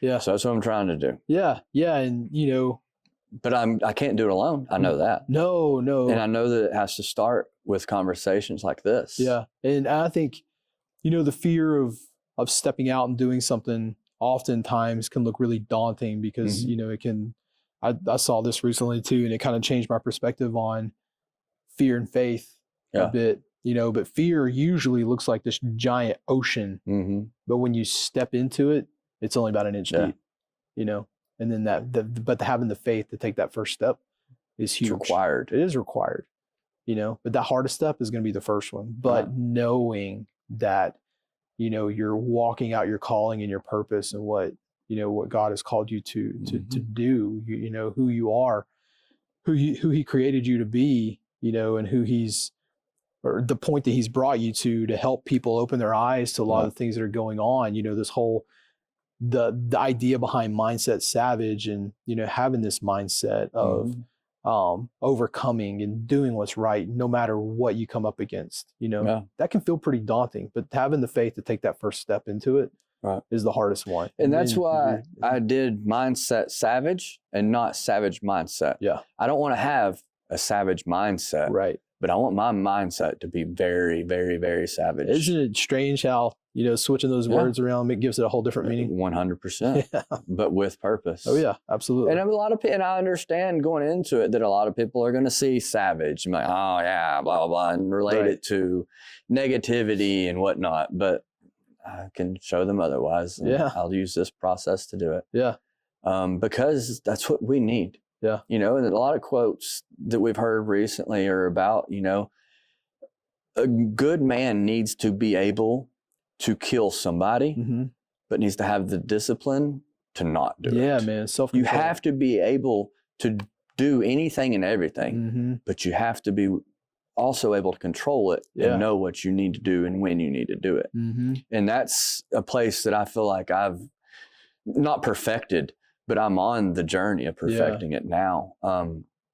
And, it's all a building block into who we are and who we're meant to be. I didn't have confidence when I had fear. I didn't have confidence when I had anxiety, when I had depression, when I had things, but once I started putting things together and I started building those blocks up and creating that foundation, my confidence started building. The anxiety started lessening. The depression went away. I still struggle with things, but I learned how to control it and navigate it. But I had to take everything that society has taught me and throw it out the door. Because it is programming us to be the complete opposite. Yeah, absolutely. Filled with anxiety and stress and fear and uncertainty. And then you get the food and our water systems and air. And we're slaves to society. And that is not what the Lord intended us and to the be. last thing that the society wants, and you could even argue the last thing that a lot of churches want too, are strong, capable, confident people. Because then we're a threat. You're a threat to the programs and to the manipulation. Not saying that churches specifically are all manipulative. I've been around some that are, but man, society is. Yeah. They want us weak. It's very and, cult-like behavior. Yeah, man. Oh, More God. so than not. Yeah. And I'm, again, trying to be optimistic and say that I don't think that it's all intended for, evil or to be that way, but it doesn't change the fact that it is. Right. And it needs to be recognized. And then upon recognition, say, we got to start making some changes. Yeah. Or we got to start covering up a little bit better. Yeah. We're starting to get noticed. Mm-hmm. But then we also have to be willing to say, okay, well, these people have gotten back in line with good. Yep. These people stirred away. Mm-hmm. And know, because it's our job to defeat evil. Yeah. It's wild to me how so many people are okay with our men and women going overseas and killing people on the false tense of it being good. Right. But the thought of them doing it here against the evil that is in front of us can't happen. Right. Makes no sense to me. Why do so many Christians just embrace and even reward going somewhere else because you were told that those are bad people without any due diligence, without any personal judgment, executed? Yeah. And celebrate it. But here, we see the evil in front of us. Don't do a thing. Right. No. Don't even speak on it. Yeah. Yeah, it's taboo. It's wild. Yeah, it is wild. And nothing against our veterans, because I understand, I know for a fact now why, the situation is, because so many have found out that they did do that under false pretenses, and it is very horrible for them. Their mentality is not good when it comes to realizing what you did was not for what you thought you were doing it for. It wrecks them. Yeah. Completely wrecks them. Badly. And we don't do anything to help them. Nothing.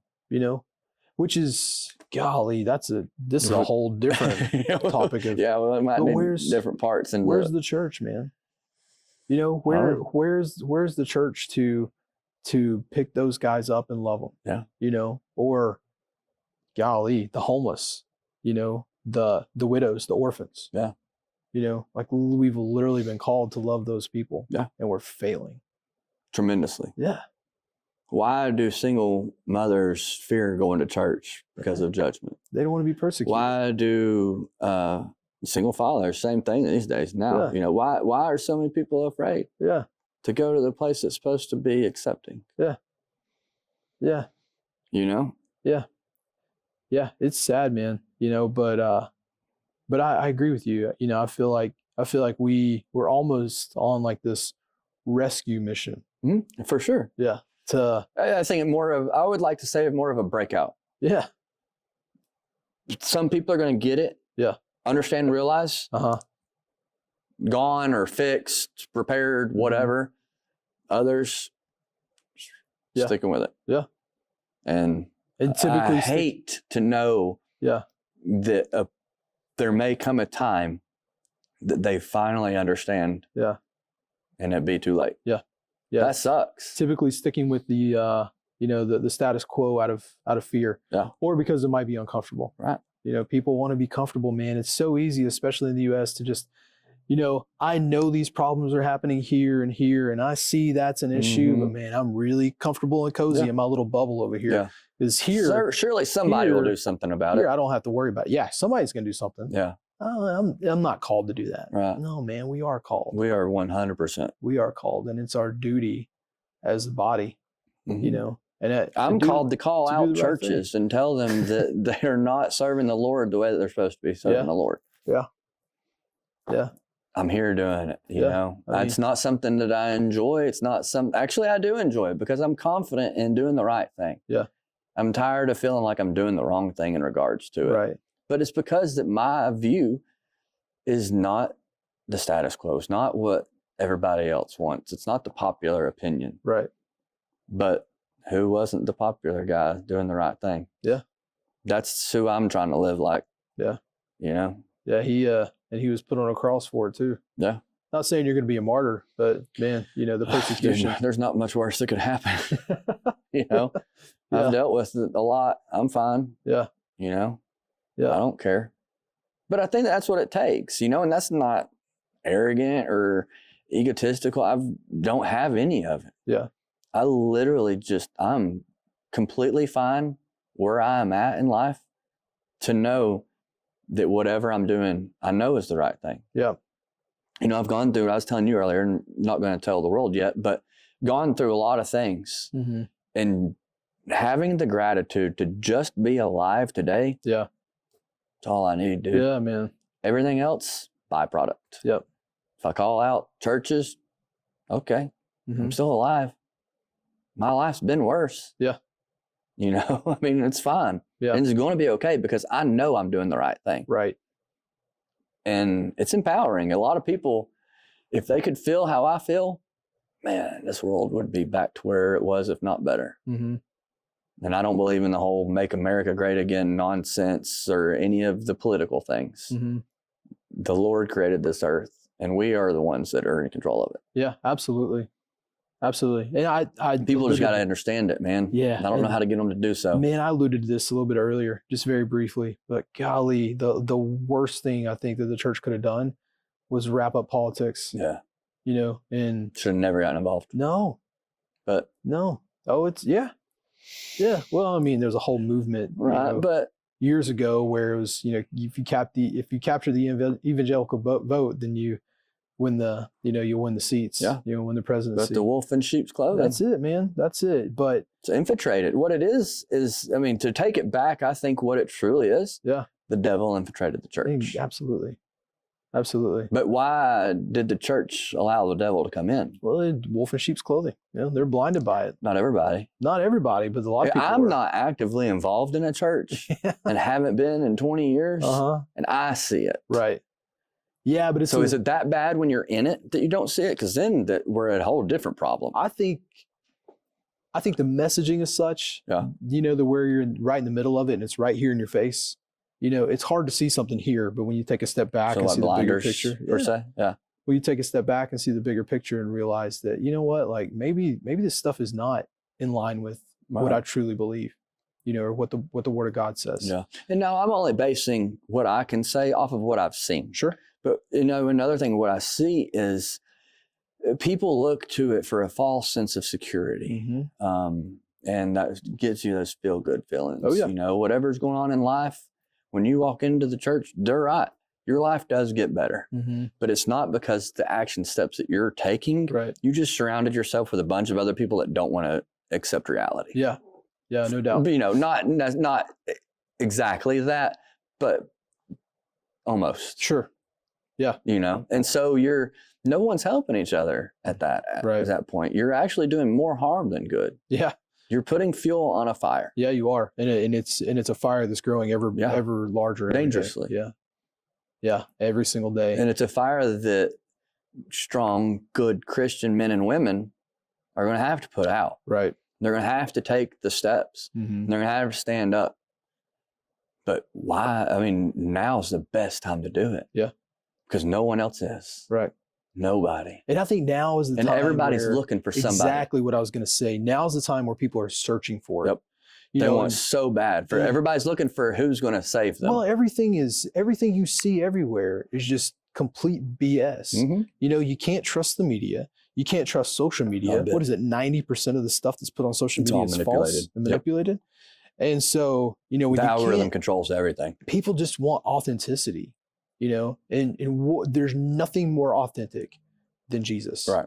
You know, and the church has got to figure out that an authentic Jesus is going to be the most life-changing thing for everybody. Right. You know, and but unfortunately, you know, a lot of places are still living in fear, you know, and not wanting to be canceled, you know, and so Jesus is a very... I feel like they're also just stuck in a snowball of putting a Band-Aid on the problem. Yeah, for sure. You know? For sure. But like, Jesus is a very controversial topic that people don't want to talk about. The performance and the setup and the shows of it all. Yeah. But the heart of it is a person right here talking to these people. Yeah. All the production stuff is cool. It's like the icing on the cake. Sure. That's not a necessity. You know, and I for a while, like, you know, when the kind of the rock and the contemporary stuff kind of came in, I understood that I was a little bit against it, but that's just because of my traditional kind of programming, brainwashing type things, you could say. I'm a little bit more open to it now, but I also understand that there's different vibes for different people. Mhm. You know, some people need that, but that doesn't need to be what the focal point is. Right. Have all of that because that's the environment that the people like Yeah. and feel comfortable in and enjoy, but don't have all that to get the people there. Right. Man, yeah, absolutely. I mean, You we're know? talking about celebrity Christianity earlier, and, there's a whole big movement, and people kind of speaking out against that, with a lot of the worship collectives and, Yeah. Preachers and, the authors and all these people, they're being put on this pedestal, Mm-hmm. and people are putting them on the pedestal instead of putting Jesus on there, and you're talking about the big productions and everything. The lights and the big drums and, all the smoke and stuff, Right. I saw one church that had, people, on basically like zip lines, playing Little Drummer Boy over the heads of the people in the Nice. congregation, and Was Jesus in there at all? I mean, I'm not going to say he wasn't, but I don't know. I mean, I wasn't there, Yeah. but I can say that the most impactful. But if that's not front and center, right. We're doing it wrong. But man, as a worship leader, and I've been all over the world leading worship, and I know the single most impactful moment was at a youth conference that I was leading worship at in Elyria, Ohio, little bitty town. There were maybe 50 people there, tiny. And we led worship from behind a curtain. Nobody could see us. Really? I couldn't see the congregation. And I've never seen or been a part of a service that was more impactful than that. We feel it. I wasn't playing to people out here. Mm-hmm. They weren't looking at me, right? But the weight and the glory of heaven fell on that place that day. That was one of the most life-changing moments I've ever experienced because we weren't playing for people, right? We were genuinely leading worship and ministering to the heart of God. Yeah. And inviting these people who couldn't see us into that. Mm-hmm. And I was absolutely wrecked. Yeah. Because I wasn't the one on stage. Right. It wasn't about me. It wasn't about my bandmates. It wasn't about anybody out here. It was about him. How many people were out there? I have no idea. Maybe 50. I don't know. Okay. Not a lot. It was a small youth conference for a couple of youth groups that we were doing. And I knew some of the kids because we spent a week with them. But that one, I'll never forget it. That one service changed my perspective on all that forever because I really experienced, like, it was cool. There was some feel good moments. Yeah. Well, not even just the emotion of the feeling, man. I felt connected. Yeah. Yeah. It was the pureness then, right? Yeah. It's just completely, like, I felt like I was in the throne room, man. Yeah. It was wild, So that's how I think that the experience is supposed to be. Yeah. What if your pastor was standing behind back here speaking to these people? Mm-hmm. Because in the congregation, anxiety, depression, stress, family issues, work issues, personal issues, societal issues, blah, blah, blah, blah, blah. Anytime eye contact is being made, how are those people receiving that? Yeah. Anytime something being said and looked away and this, that, and vice versa, that level of intensity can be hard if people aren't built to understand it. Yeah. And at a place to be able to, I guess, go through an experience on both sides. So I think that's why small community is also important. Yeah. Because it's, listening to a sermon from somebody, preaching, they might have a lot of really good points, but man, how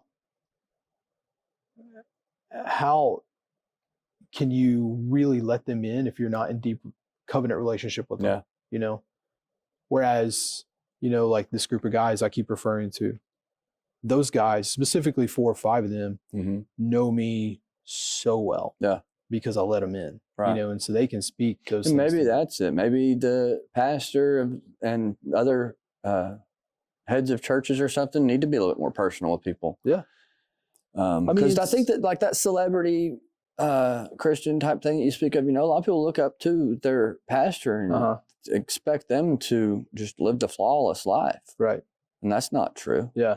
And I don't know that I don't know that, especially, this is a large church, I have no idea how many people come here. Right. But a pastor at a church this size is not going to be able to have covenant relationship with everybody here, Right. but they could with 5 or 6 people. Yeah. And those 5 or 6 people could with 5 or 6 more. Right. But I think it's really crucial for leaders, to have that community with people that are able to speak directly into their lives and call things out when they see that it's not going well. Yeah. Or like maybe goes against, what the word says. Right. And again, I think it's a lot of really good intentioned, or people with good intentions or well-intentioned people that, they're in leadership positions, and so I don't know that a lot of it is intentional manipulation or anything like that. Right. But I think that a lot of it is there's this inaccessibility, and when you, somebody was saying this on a podcast I was listening to, you have 2 ships out at sea, and one is on a direct path going, you probably know what I'm talking about. One's going a direct path this way, and one of them might turn like 2 degrees to the right here. And right now you're kind of going along together, right, and you feel like everything's right. But, after a while you're separate and separate. Hundreds of miles. So it could be that you're just a little bit off course, right, and you don't notice it until it's too late. Yeah. But without having people checking your course all the time, you're not going to be able to stay on course. I think too, the people in the leadership roles, how they take care of themselves. I look around and see some of these pastors and other leaders in churches and areas, they don't take care of themselves. Right. Overweight, not in healthy relationships, not doing good in community, this, that, and other, but they're supposed to be serving the Lord and leading people. Yeah.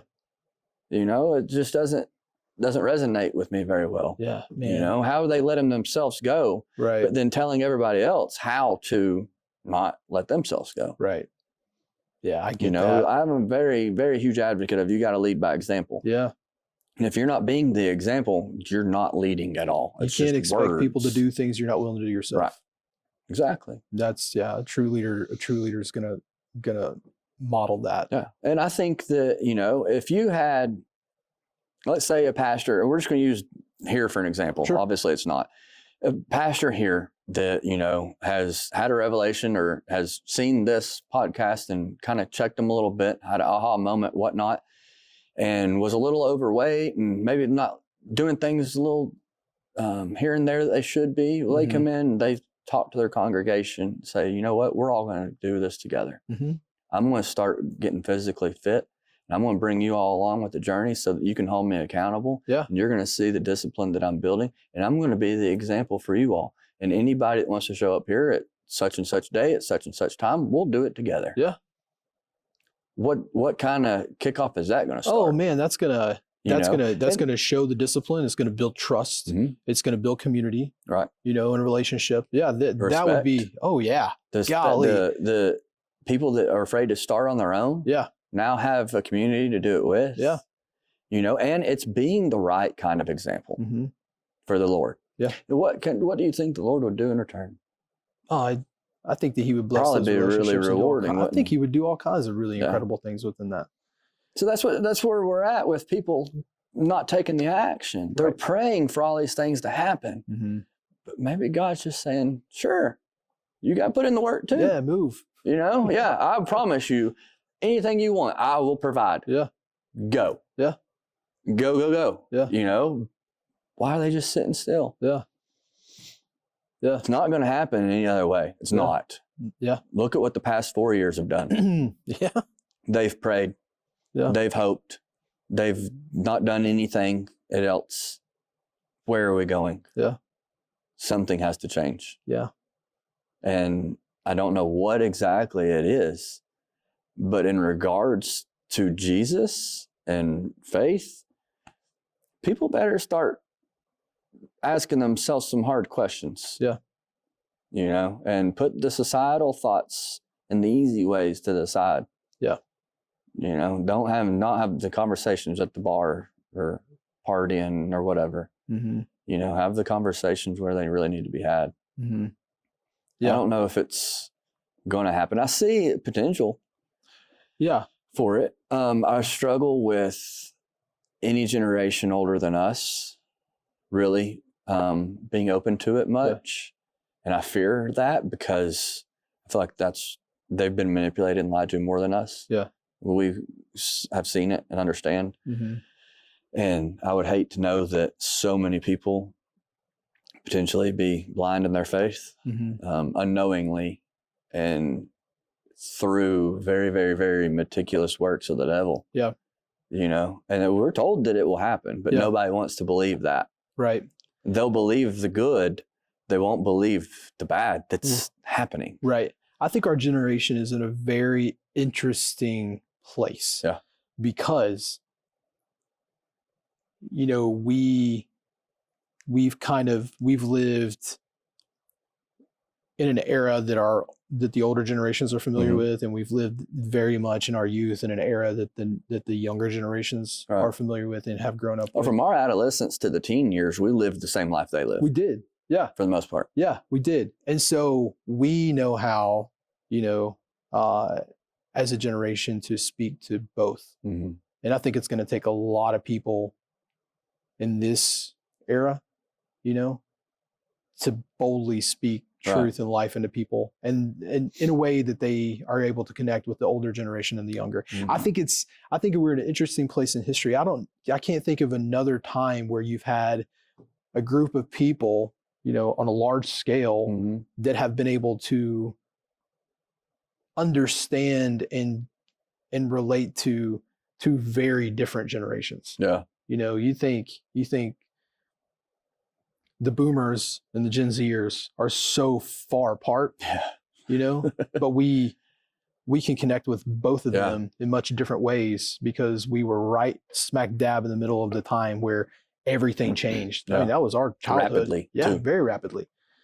You know, we were the early, we were the last ones to the table, you know, of how the old ways were, you know, but we understand still and we remember, but we were the early adopters of how things are now, you know. And so I try to navigate that a lot. Yeah. As I try to think that life, as using COVID as the staple point there of life before and life after, and even through my personal experiences, life as a younger child and now, and just looking at society, what caused stress then that doesn't, you know, cause stress now, what causes stress now that doesn't cause stress then, and, you know, try to figure out, because life wasn't perfect then, we still had issues and struggles and things, we just weren't even open to some of them. You know, so trying to look at it backwards from that lens versus just a lens of then, also with now present lens, and try to look forward through that lens as well. Navigate all of that together to say, okay, well, these are the issues that we're having now. This is what worked back then. This is what we didn't do then that resulted in this now. And trying to use that as the forward lens and figure out how to push something moving now to at least start getting our standards back, our culture back, start with just some morals and values and a community that then we can create whatever we want to. We could have a society that doesn't pay tax, that doesn't have to work our entire lives away, and every other thing that people hate. We could eliminate all of that as soon as we start working together. Simple. And that part of history, I believe. And it's attainable because within, you know, just hundreds of years, none of the life that we have now, and definitely none of the problems, were even in existence. Right. Yeah. And thousands of years have lived, regardless of what you believe. We know that for sure. That amount of time passed prior. Why are we letting a small little gap destroy everything when we know, we're aware? Yeah, I think it's because people have been so conditioned to not realize the power that we have, especially in numbers, you know, and especially if we the come Lord's together. supposed to do for us. Yeah. Weird, isn't it? Yeah. How many people don't have that? Yeah. Well, they'll have faith in something that they can't feel, touch, see, even consciously know. Right. But they won't have any faith in themselves. Yeah. So scary to me. It is scary, you know, but then that makes me wonder, do they really have true faith, or are they telling themselves that for the feel-good emotions? Yeah, and I keep saying this you know? phrase. It goes back to identity crisis. We live in such a self-deprecating society, where the standard is put in our face. It's these, these bodybuilder guys, or these, these beautiful women that, and all these standards are set so just abnormally high that people lack the self-confidence that it But that's takes done in on order to stay. purpose. Absolutely done on purpose. All you gotta do is recognize it and then adjust accordingly. But it's an identity crisis because, again, that true deep relationship with the Lord, helps to perpetuate that confidence in your identity and who you are. Because you're not questioning everybody else. He's telling you every day. And all it takes is this. Yeah. Absolutely. To get away from that. Yep. And it can snowball just like the other did for positive versus negative. But this has become so hard of a thing to do, having hard, not that this is a hard conversation, because you and I are on the same page about a lot of things, but for you to sit down and have a conversation like this with a lot of people would be very difficult. Well, but it would be very I'm needed. going to give it to the world. Oh, I know. I don't know how many people will see it or won't. I hope a lot do. Yeah. But I still consciously know that. Yeah. And just a few short years ago, I wouldn't have felt confident in doing that. You know, I wanted to, but I just wasn't there yet. Right. I'm there now, and it's exhilarating. Yeah. And so now I understand, okay, it took me 20-something years to fight all the struggles that I've gone through to get to this point where I just have enough gratitude to be happy to be alive every day. That's all that I need. Now, how can I fast track that for other people? Right. Because I don't want anybody to experience the hell that I've experienced. Yeah. When I got myself off of all the mental health medications that they had me on, I experienced wanting to die, but not wanting to kill yourself. Right. That is worse. I've had thoughts of suicide in life and things. That's a complete different story. To want to die, but not want to kill yourself. Yeah. And it's just that was just from what I was going through with the physical things and mental things of going through on top of COVID, right? Scamdemic, whatever. And then people in my messages telling me that they wished I died and stuff. I was like, yeah, no joke. I wish I died too, but I'm not. So I've got to figure out what I'm doing here. Yeah. And through that is when I started really learning how to navigate this journey that I'm on now of, okay, well, I've already been at the absolute lowest and there's only one person that got me through it. Yep. No one else. So I'm going to stick with them, and we're on this journey now. Yeah. And I'm taking everything that I've learned prior to that point in time, all the struggles that I've gone through, and then everything I'm learning post that. Yeah. And to present that I navigate through it. And I really think, I even think prior, when I was posting stuff in regards to it, I've just experienced enough. I've gone through enough. I've always been self-employed. So I understood the freedom aspect. I understood a lot of things that a lot of people don't.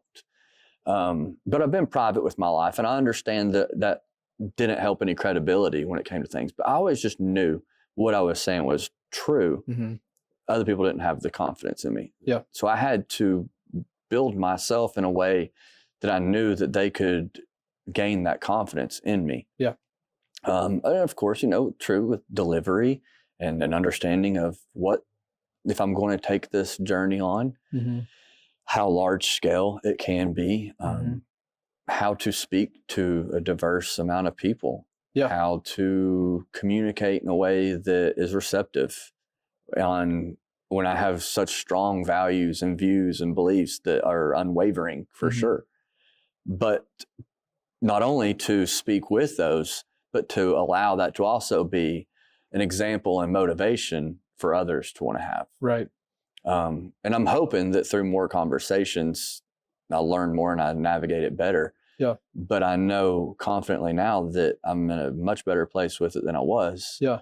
And that is all that it takes to pick up the phone and say, hey, do you want to be a guest on the podcast? Sure. And to keep moving forward. Yeah. And I think you're doing the exact right thing, in order to be able to speak to a broad audience, you've got to be willing to have conversations with a lot of different people. And sounds like you're willing to do that, Yeah. especially, and, something I can say, about you is that, we haven't known each other on a personal level, for a very long time, but I've Right. known of you for a long time and Right. growing up in the same town.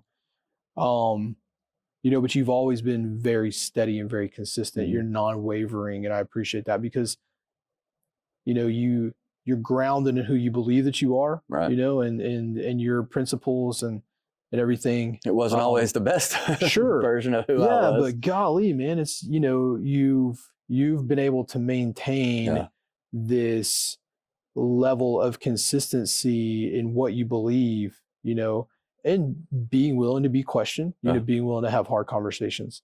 But some people, I invite that in more than people think. Yeah, and I do too. And I think it's just the way that I invited it in before was a little bit. Yeah, but I mean, when you're confident in who you are, and you're outspoken about the things that you believe in, a lot of times, oftentimes, probably more so than not, people are terrified because they, maybe they lack the confidence, which goes back to a much deeper problem. Yeah.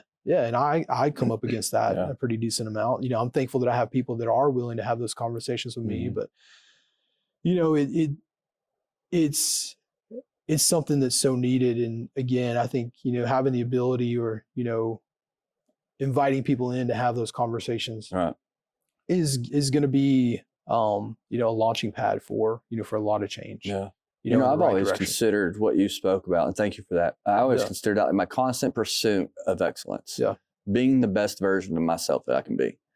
And it's through failure, through whatever. I might not have always been on the right path, but the path was the same. Yeah. The end result was the same. And that was to always be who I am, to be free, to be, a help to others, hopefully a light to the world. And I think that I've always done that.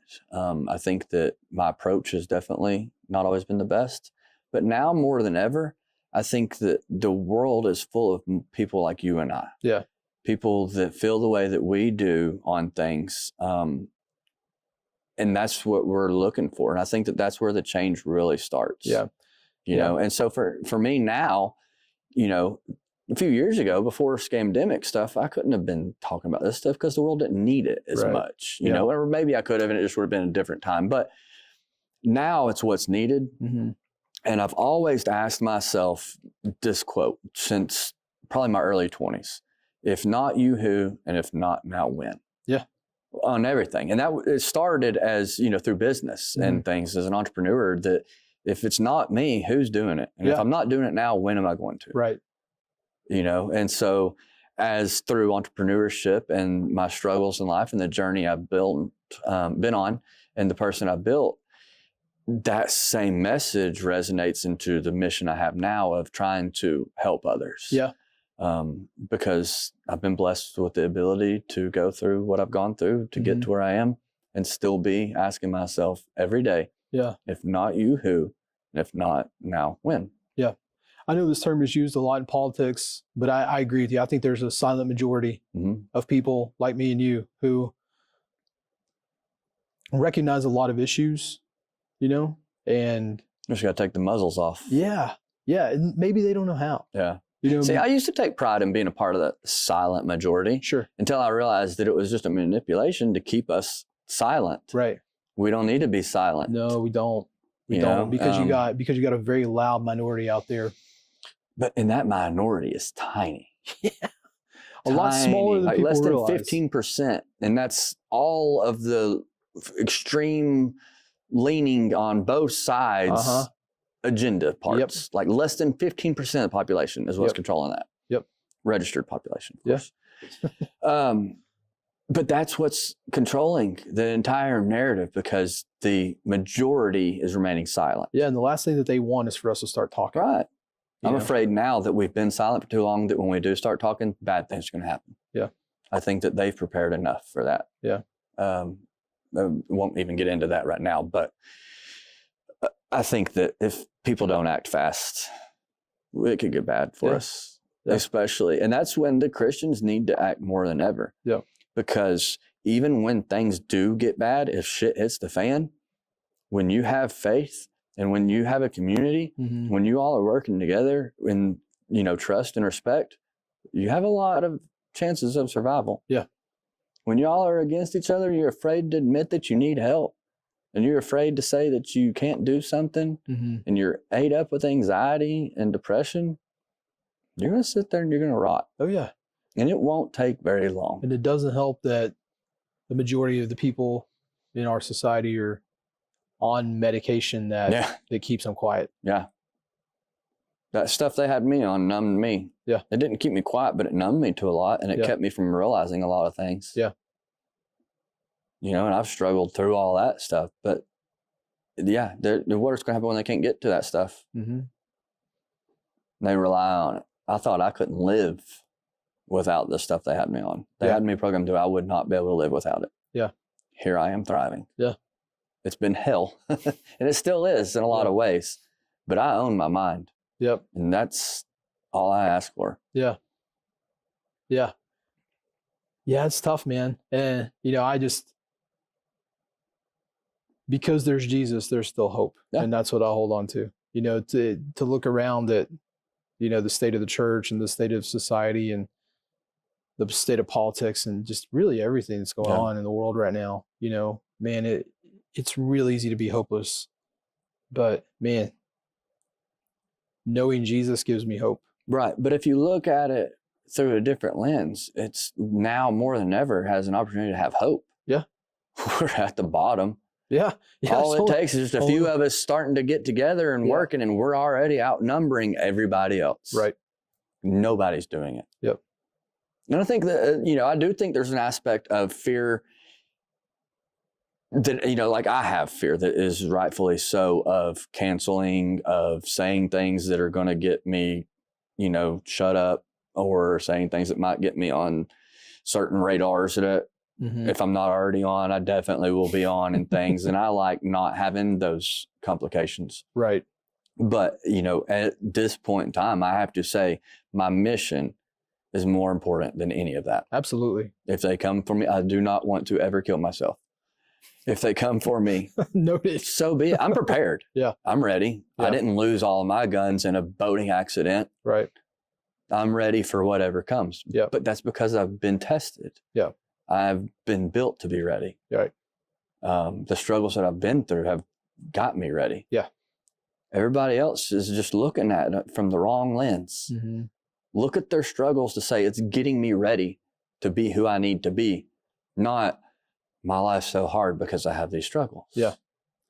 Yeah. It's a mindset shift. It sure 100% is. Yeah. But I also find in these places where everybody, wraps around each other's struggles and not holding them accountable and telling them, in uplifting ways they can overcome them. Yeah. And helping them do such. Yeah, walking. It's more about embracing each other's struggles and saying we're all in this together, but we're doing nothing. Yeah, man. Yeah. Opposed to we're all in this together. Let's get out and make it what we want. Yeah, and the shame culture that surrounds a lot of church houses too. The people that speak out are shunned immediately. Yep.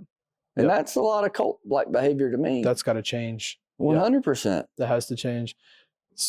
Again, man. Yeah, just so thankful for a community of people that aren't that way. Right. See, now I'm not a member of a church to speak out against, and I don't even want anything bad to happen to this one. I'm very appreciative that they've allowed us to be here. Yeah. But I'm in a situation where people can come to me and ask me questions about things. Yep. No one's turning against me. I don't have them to. Yep. So I don't know. I think that the biggest thing is to get people questioning and to open their minds and to say, it is possible that I do feel like I'm living my best Christian life and walking in my faith. I do understand that I feel that. Yep. But people need to understand that there's a possibility they've been misled. Yeah.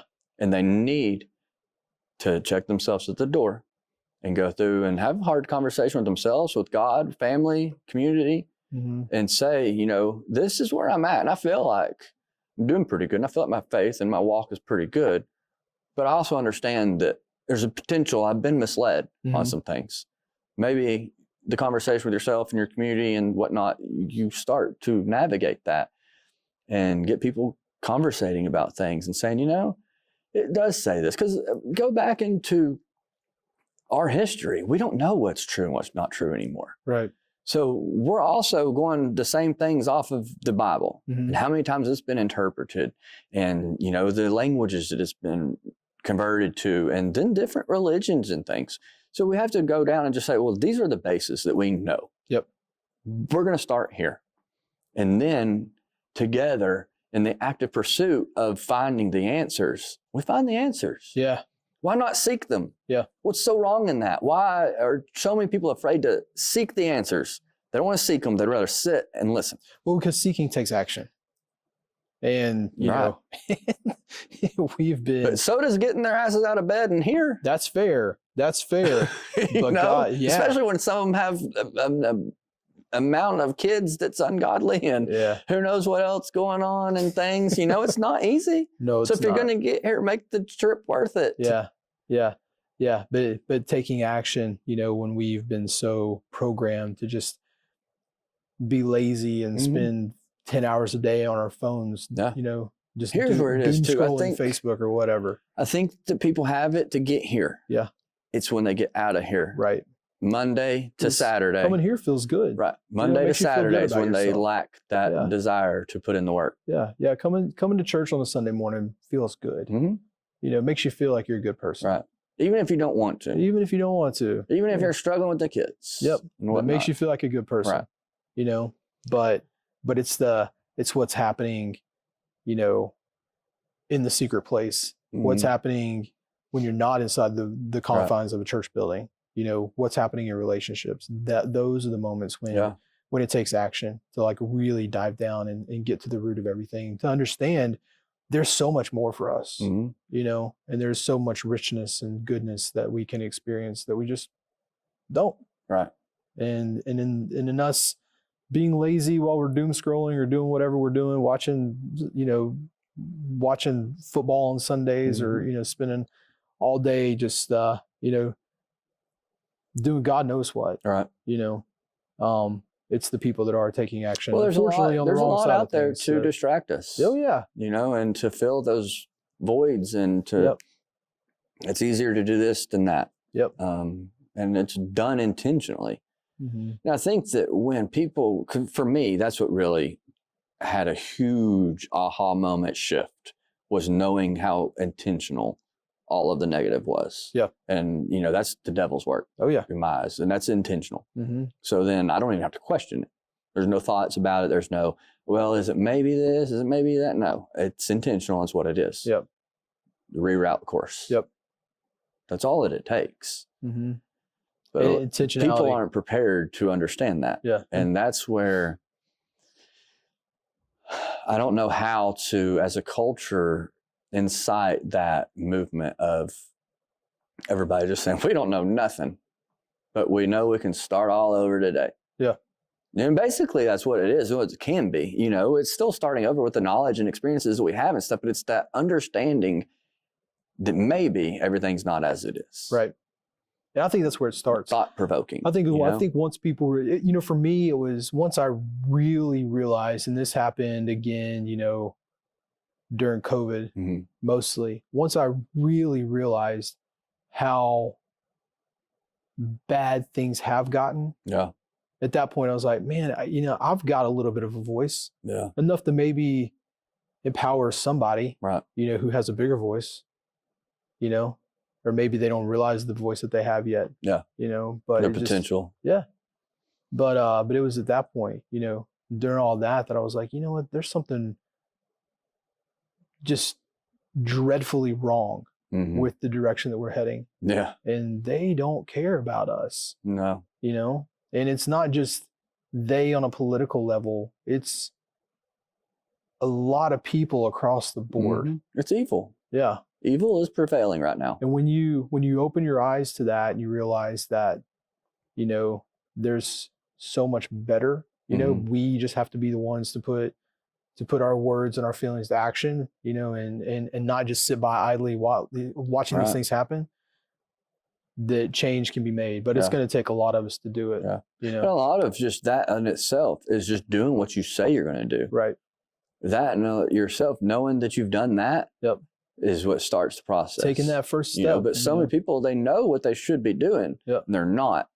And over the course of time, that limits them more than it enables them. Yeah. Yeah. Fear is limiting You for know? sure. For sure. You know, but just understanding that fear is just this deep. Yeah, that's it. The only thing on the other side of it is everything else. Yep. That's all. Yep. I don't know how to, because I've always had to overcome things when I've been faced with a situation for the most part. I quit drinking because I wanted to. Nothing made me, but it got to a point where I needed to. Right. You know, there's nothing life-threatening that said, okay, you have to. But it's the same type of situation. It's always either I've acknowledged or something similar. But how do we incite that in people that are just living these cookie cutter lives that aren't really affected by much? I think you just keep talking about it. You know? Things you have conversations. Yeah. You know, look for opportunities, seize the opportunities, keep talking about it. You know, share hope with people. You know, talk about Jesus in a very real way with people. Or maybe talk to somebody that can communicate with them on their level where I may not be able to, or you may not be able to, but at least those conversations are happening. Yeah. Make yourself available. I think there's a lot of really small things that we can do. Yeah. Because to your point, you know, it's a lot of small steps are going to be very impactful. Yeah. You know, they're going to help us to overcome a lot of really big things. Yeah. Oh, I think that very small steps will be all it takes to get major ones moving. Yeah. But the small ones will be the hardest. Yeah. Just getting started. It's an interesting place to be. It is. For sure. It's a very interesting place in history. Yeah. I think there, you know, years from now, if they decide to keep history books around, you know, they're going to look back at this point in history. I don't think it'll tell the truth. No, hopefully it does. You know, hopefully we overcome and they do tell the truth.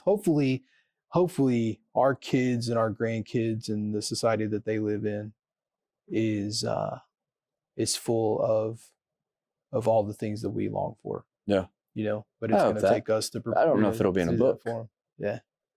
Yeah. Because if I had my ideal, there would be no books of history. Sure. You know, not collectively at all, but in that aspect, I think that's where things start getting manipulated and skewed and twisted and things, you know. And I really started understanding it in the beginning of the internet, really at the height of the scamdemic. Yeah.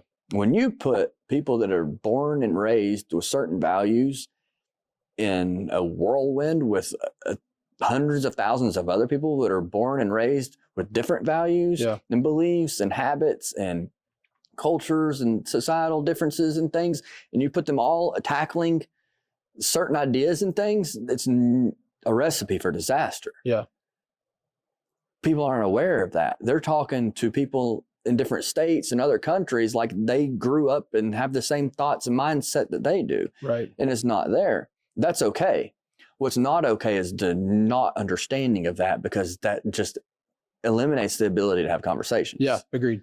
You know, and so people have to be a little bit more humbling and self-aware and selfish or selfless and say, you know, okay, I need to look at this through their eyes, be a little empathetic towards it, you know, say, well, how am I having a conversation about how traffic should be on Facebook with somebody that's never even driven a car? You don't have the right ingredients to even have that conversation. Right. But people are infatuated with having those conversations. And the people that have never driven a car have a lot of opinions about it. They sure do. You know? But and vice versa. You know, it's just the understanding of people aren't understanding how diverse society really is. I mean, I drove down here. I didn't take the interstates. Sometimes I like taking a scenic route just to see areas I've never been to and stuff. My grandmother grew up down the road or lived down the road. And so I had traveled over this way. I'm not trying to give our exact locations. Traveled this way a lot, but from certain area to here, not so much. So I just kind of navigated other areas and stuff. And like, I got off the course that I normally go on, and it was like I entered a different world in just 2 miles in this area around here. Yeah. and the poverty that I saw and the wealth that I saw, the way that people live. And so I do that a lot to get a feel of how things are. Because if you stay your everyday route, going where you're going and doing what you're doing, you're not going to see what life is like outside of that. Right. Yeah. You have to intentionally and forcefully go out into the world and look at it with the eyes eager to learn and say, okay, well, I thought I had it figured out, but this might be a little bit wrong. Yeah. Because there's still people living like this. Yeah. You know? Yeah. People aren't doing that. No, this thing says that we have to believe. Yeah. That can't be done anymore. Right. I tell you what, man, going overseas and, visiting other countries, have been some of the most eye-opening things to me because their cultures are so different. Even traveling all over the US, and the differences between going to Montana and going to California and going to Florida, right, going to Pennsylvania, and Texas, everywhere in between. Cultures are so different, but oftentimes we try to make it all like this one size fits all, and that's not going to work. And even now we're in a time where two political parties are trying to do it with society. Yeah. You're either this or you're that. And you can't. And when the majority of people are. And we're also inviting everybody else in that has no ideas what these or that's are. And the funny thing is the majority of people are not this or that. None. No. You can have a little bit of each or whatever, and we just need to have life. Yep. Life of liberty, freedom, pursuit of happiness. Yeah. That's it. Mm-hmm. We don't need the rest. That's a conversation for a whole nother time of whatnot. But I really think that there's a lot that can be done governmental wise that if people would just get their heads out of their asses could change pretty quick. Yeah. Yeah. I think it starts here. Yeah. For sure. Yeah. Yeah. And it starts with the conversations about it. Yeah. I would love to sit down with ministers, preachers, whatever, speak with them. I know a few that would be happy to. Would they? Yeah. Okay. I can introduce you. Yeah. And understand that I'm doing it to promote. Yeah. And incite good, not questioning out of bad or malice or anything. Yeah. Yeah. Actually, when but also I'd like to approach one that's 400 pounds and say, why are you not taking care of your temple? Sure. You want to judge me for how I treat mine? Why aren't you treating yours properly? Yeah. It's actually funny when I was, talking to the person that allowed us to use the space, which I'm very thankful that they did. Yeah. But they asked, what's the topic of conversation? I told them, I said, well, it's gonna go where it goes. Right. I don't really know, but here's the baseline. Yeah. And he's like, awesome. Yeah. And so, maybe it will be welcomed more than I think. I think there are a lot of open-minded people. The area that we live in, for the internet world to know, is very, very, very narrow-minded, shallow-minded, very closed-minded, very saturated with people like that. Yes. But I do know some people in this area that would be glad to have this conversation, who are in leadership positions in churches. And, again, I don't think it's everyone. I think that there's a lot of really great places out there that understand, that it's got to be a lot more than just your every day cookie cutter Sunday morning service. And people need to just not go to the place that's right down the road that's easy and convenient. They need to put some thought into where they're going and worshiping. But But I also think that would take customers out of the seats over here and put them in a house of the Lord to actually get some true worshiping done. Yep. And remove them from being a customer. Mm-hmm. Because that needs to happen. Yeah. And that's where conversations like this can say, and some preachers say, it's kind of like a vettedness. Now people watch and see, okay, well, that's alignment for me. That's what I believe. And if not 100%, it's a lot better than what I'm at. Right. Go there. When people start getting out of these seats, not saying these are bad, where we are, just as an example of where we are. Yeah. If they start getting out of these and going elsewhere, well, then maybe whoever's up here says, what's going on? Yeah. Do I need to make some adjustments? As sadly, with the generation of that and what they've seen and whatnot, I think that it's probably not as possible, but it's needed regardless, because when one gets wiped out, a new either comes or people are at the right place. Yeah. I think there's a lot of people that are entering leadership within the church community or with even really in this area Mhm. that are also open-minded and aware of a lot of the things that we're talking about. Yeah. And so I think that you're going to start seeing a shift I in hope this so. area. I hope so too. But I really do believe that that we're on the cusp. We just have to take the right steps as people who understand that there's a lot of manipulation, a lot of false teachings that are happening. Yeah. And take a stand against it. And Just misleading. and empower and support the people that are also willing to stand up against it. Yeah. I mean, obviously we are, but there's gonna be a lot of people that are gonna be. I can't say it's not easy, because for me it is. Yeah. Because I know it's what I'm meant to do. But it's not for everybody. But I understand for others that it could be the most terrifying thing they ever did. And they're probably going to be terrified of being canceled. But on the other side of that, man, so much freedom. Yeah. That's the thing. I think if people realize the freedom that they would experience on the other side of the fear, chains they would be cut. Be so happy to dive 100%. dive into it. And imagine the momentum that would take off after that. Oh my gosh. It'd be world changing. Yep. Yeah. Yeah. It's just a matter of understanding that there's so much freedom on the other side of the fear. Right. And taking that first step. First step's the hardest. I don't know if it is. No. I don't think taking the first step is the hardest. Okay. I think the willingness and the whole thought process just to get yourself to take that first step. Fair. I think the first step is actually pretty easy. It's everything leading up to it. Yeah. That's the hardest. Yeah.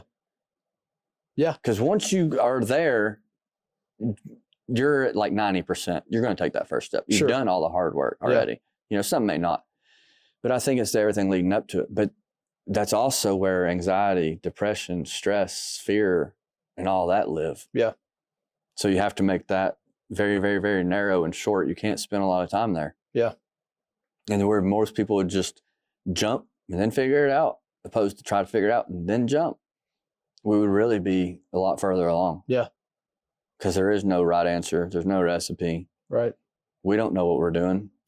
We really don't know what we're doing now. Yeah. We thought we knew what we're doing. We had some good ideas. Yeah. Now we've realized that that's not where they should be. Yeah. Which is cool. We have an opportunity to do something life-altering. Yeah. But enough people have to want to do it. They do.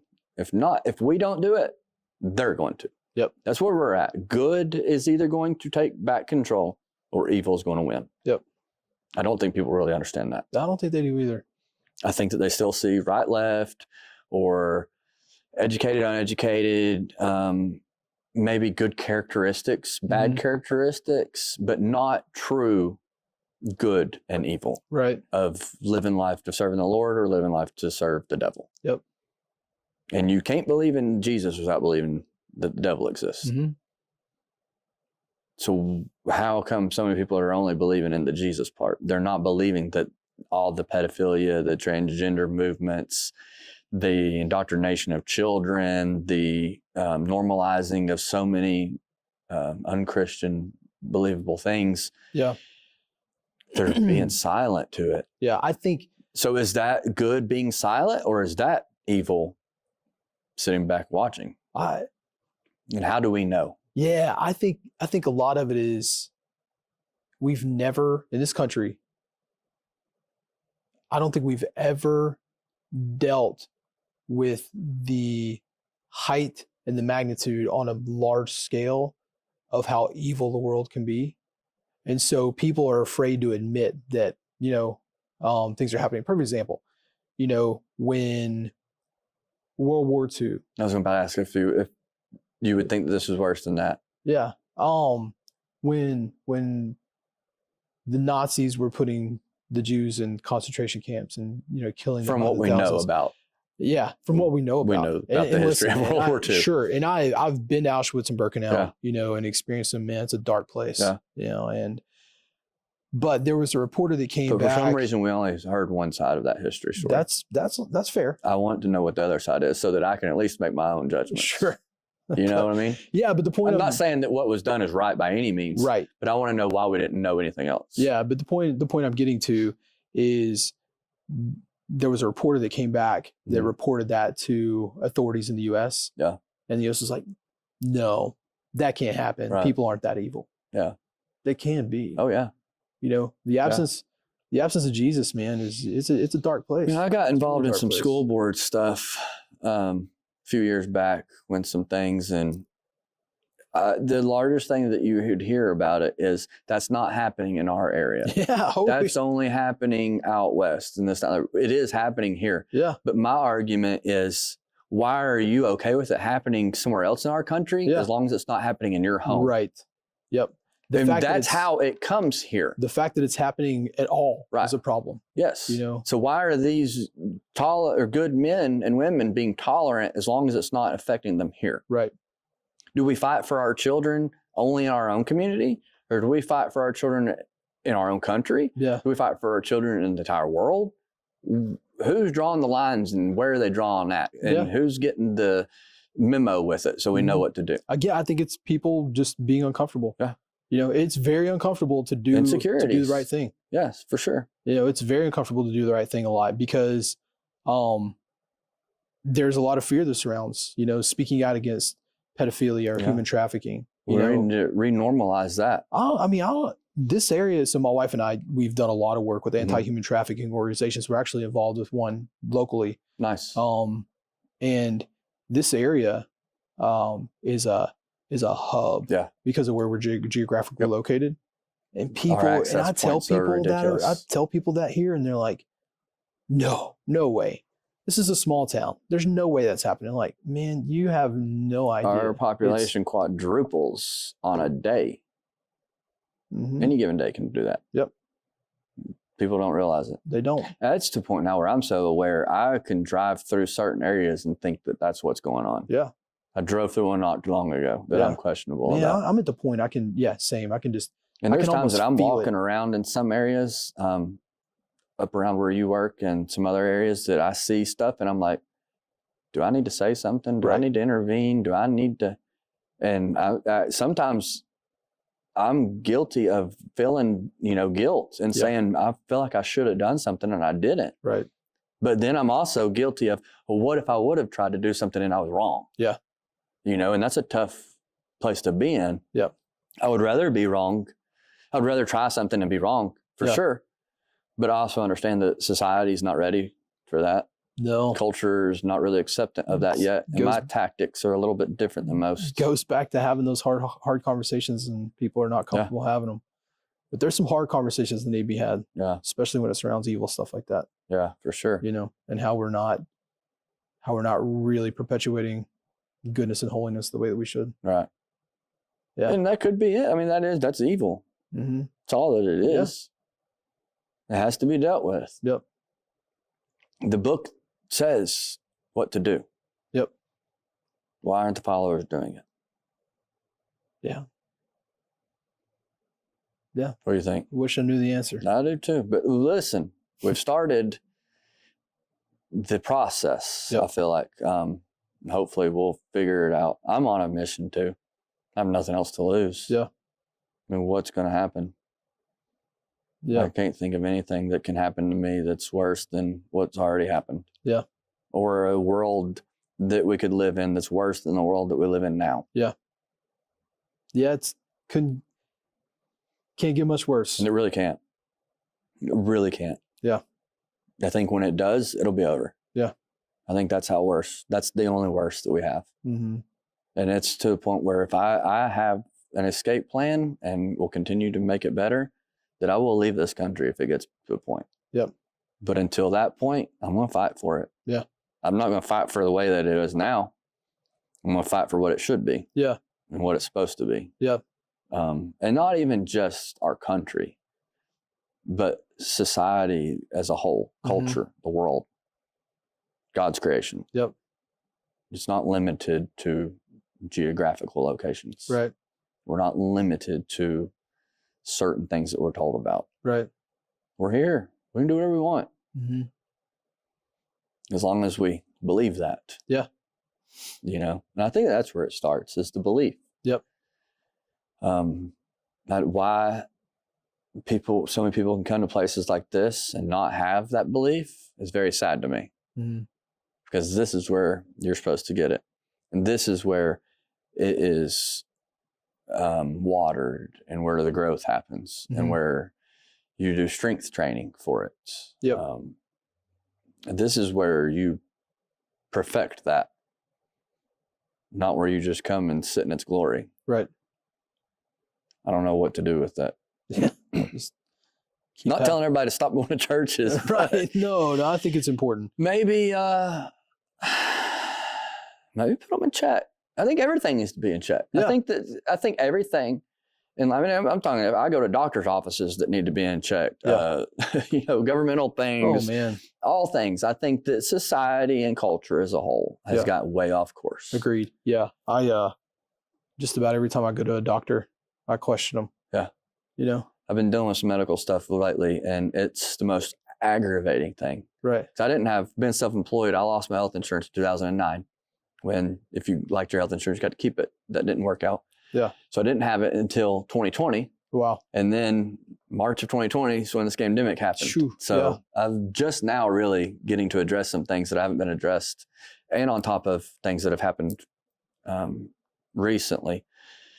And it's a weird environment, but it's what I see when I go into these offices and things is it's a lot of regulation and control and things. And then it's also a lot of culture. They don't care.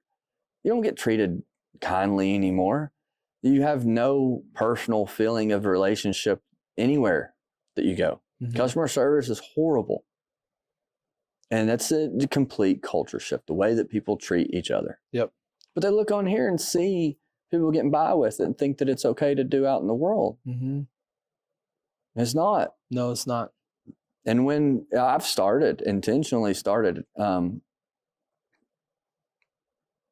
people that are around me or with me sometimes don't always like it. But I've started having those hard conversations. If I'm somewhere out in public and I see somebody doing something that, I don't agree with, or that should maybe be said something to, I've started saying something. Yeah. I try to do it in the most polite and tactful manner possible. Same thing if I have horrible customer service or somewhere. I'll use this as an example. I went to a somewhat fast food restaurant and went in, I'll say it's Subway, to order a sandwich. And the guy had 6 of them started and was making them. I was just standing there minding my business, doing my thing, letting him finish up. There was no one else in the store, by the way. Yeah. Then when he got done with those, he started 2 more. And I said, "Excuse me, you do see me standing here, right?" He's like, "Yeah, sorry, I got to get these online orders done first." I said, "So you have to get the online orders done before the real life in-person order. I have to stand here and wait until you're done with the people that are too lazy to come in here and order their sandwiches." And he argued with me that that is the way it had to be. I finally was able to have a conversation with him after staying there long enough to get him to understand how ass backward that is, and how he could tell his boss that it was more important to him to tend to the customer in front of him that could possibly give him a tip, opposed to the people that were too lazy to come into the store and actually get it. Yeah. But that whole society mindset is just completely, they just don't care, or they're numb to it, or it's just trained and do what you're told and nothing else. Yeah. And not even acknowledging your existence there too. Right? Yeah. It's horrible. People just don't know how to people anymore. Something as simple as that. Like, "Hey man, I'll be with you in just a second." But he said that his boss tells him that he has to do those before he helps the people in the store. Yeah. That's and fine. I'm like, well, this is what, and I know the boss because I've built a few of them for them. And I said, "You tell that person this, that my tip is going to you for your service. Those people's aren't, because most don't tip when they're ordering that way. And these relationships are how you get more people coming in. Yeah. But unfortunately, they don't want the people coming in. Yeah. And it's weird because I've always thought that capitalism was a good thing, and I don't feel like regulation and control is something that I stand behind. Right. But these people out here that have the ability to not have any competition is not fair either. Sure. and they get to set their rules and regulations, and just we all have to obey by it because there's no other options. Right. I don't like that. Yeah. I think that the ability to be competitive needs to be a little bit more available. Yeah. Which that could transpire into, this type of conversation too. Mm-hmm. If more people had the availability to reach others, I think that maybe we could get traction moving a little bit quicker. Yeah. Yeah. And I think the authenticity is the important part. Like, that guy might be doing what his boss told him to do, Mm-hmm. but just, hey man, I see you there. I'm really sorry, be with you in just a minute. Like that, that authentic interaction, letting you know, like, hey, I see you. Yeah. Well, hopefully he will after. Hope so. To the next person, because I had that conversation with him to truly care about letting him know why that's important, versus maybe someone else that would have been like, angry at him and just screaming and yelling, you got to take care of me because I'm here right now. Yeah. And then he's just like, no, I don't want to talk to you people, because every time you come in here and you see me doing this, you're angry. Yep. Hopefully the next person that came in at least got a hello, welcome. Yeah. And then you guys sit here and watch me make a bunch of, but I mean, like, even here, just the hey, I see you. Hey, welcome. That can go a long way. Acknowledgement is a lot. That's huge. And it's the stepping stone for anything. Yeah. Absolutely. It's huge. It's huge. It just feeling seen. Yeah. It can make the difference in so many people's lives. Outside of social media. Yeah. Man, where it's healthy. And I think that's why people are so addicted to it, because they feel seen there. Because they have an opinion. They're going for those dopamine hits as quick as they can, and they're getting them, but they're falling immediately too. Yep. And that's not where you need that at all. No, you need it here. Mm-hmm. Yeah. And hopefully that more people will see these and start hope. Yeah. If not, I'm going to enjoy the process along the way. Well, there you go. I have nothing to lose. Enjoy the process, man. That's Or as right here it says, love the process. There you go. Man, let's wrap this up. Alrighty. We've talked for a while. Hopefully the people will want to watch it. Yeah. I don't know if I'm going to edit it a whole lot, or probably won't edit anything out, but I don't know if I might do part 1 or part 2, or just let it be the full length of entirety. Yeah. I don't know. Yeah. Well, we'll review it and go from there, but definitely I appreciate you doing this. Oh man, thank you for having me. It's an honor to be here. It's an honor for you to ask me to be a part of it. And hopefully people will be empowered to have hard conversations. Yeah, I hope so. Inside the church and inside their family and within themselves. Within themselves too. Yeah, golly, we don't even talk about that a whole lot. It starts here. Yeah. It has to. You have to get comfortable with yourself before you can be comfortable with someone else. That's true. And that's in the good and the bad, all of it. Yep. And I hope that maybe this will inspire some other people to have these kind of conversations. Yeah. And if you can put me in some contact with some people that want to have it. Yeah. If people like to see this, I don't care if they like to see it or not. It's what they need to hear. Yeah. So we'll put it on the internet for them to see. Well, hopefully they listen. Yeah. Yeah. If not, it's available. Yeah. One day. Yeah. Cool, man. Well, man, thank you. We'll wrap this up, and I don't know what's next, or who's next, or where's next. We'll figure it out. Yep. Oh man, and I need to stretch my legs. Dude,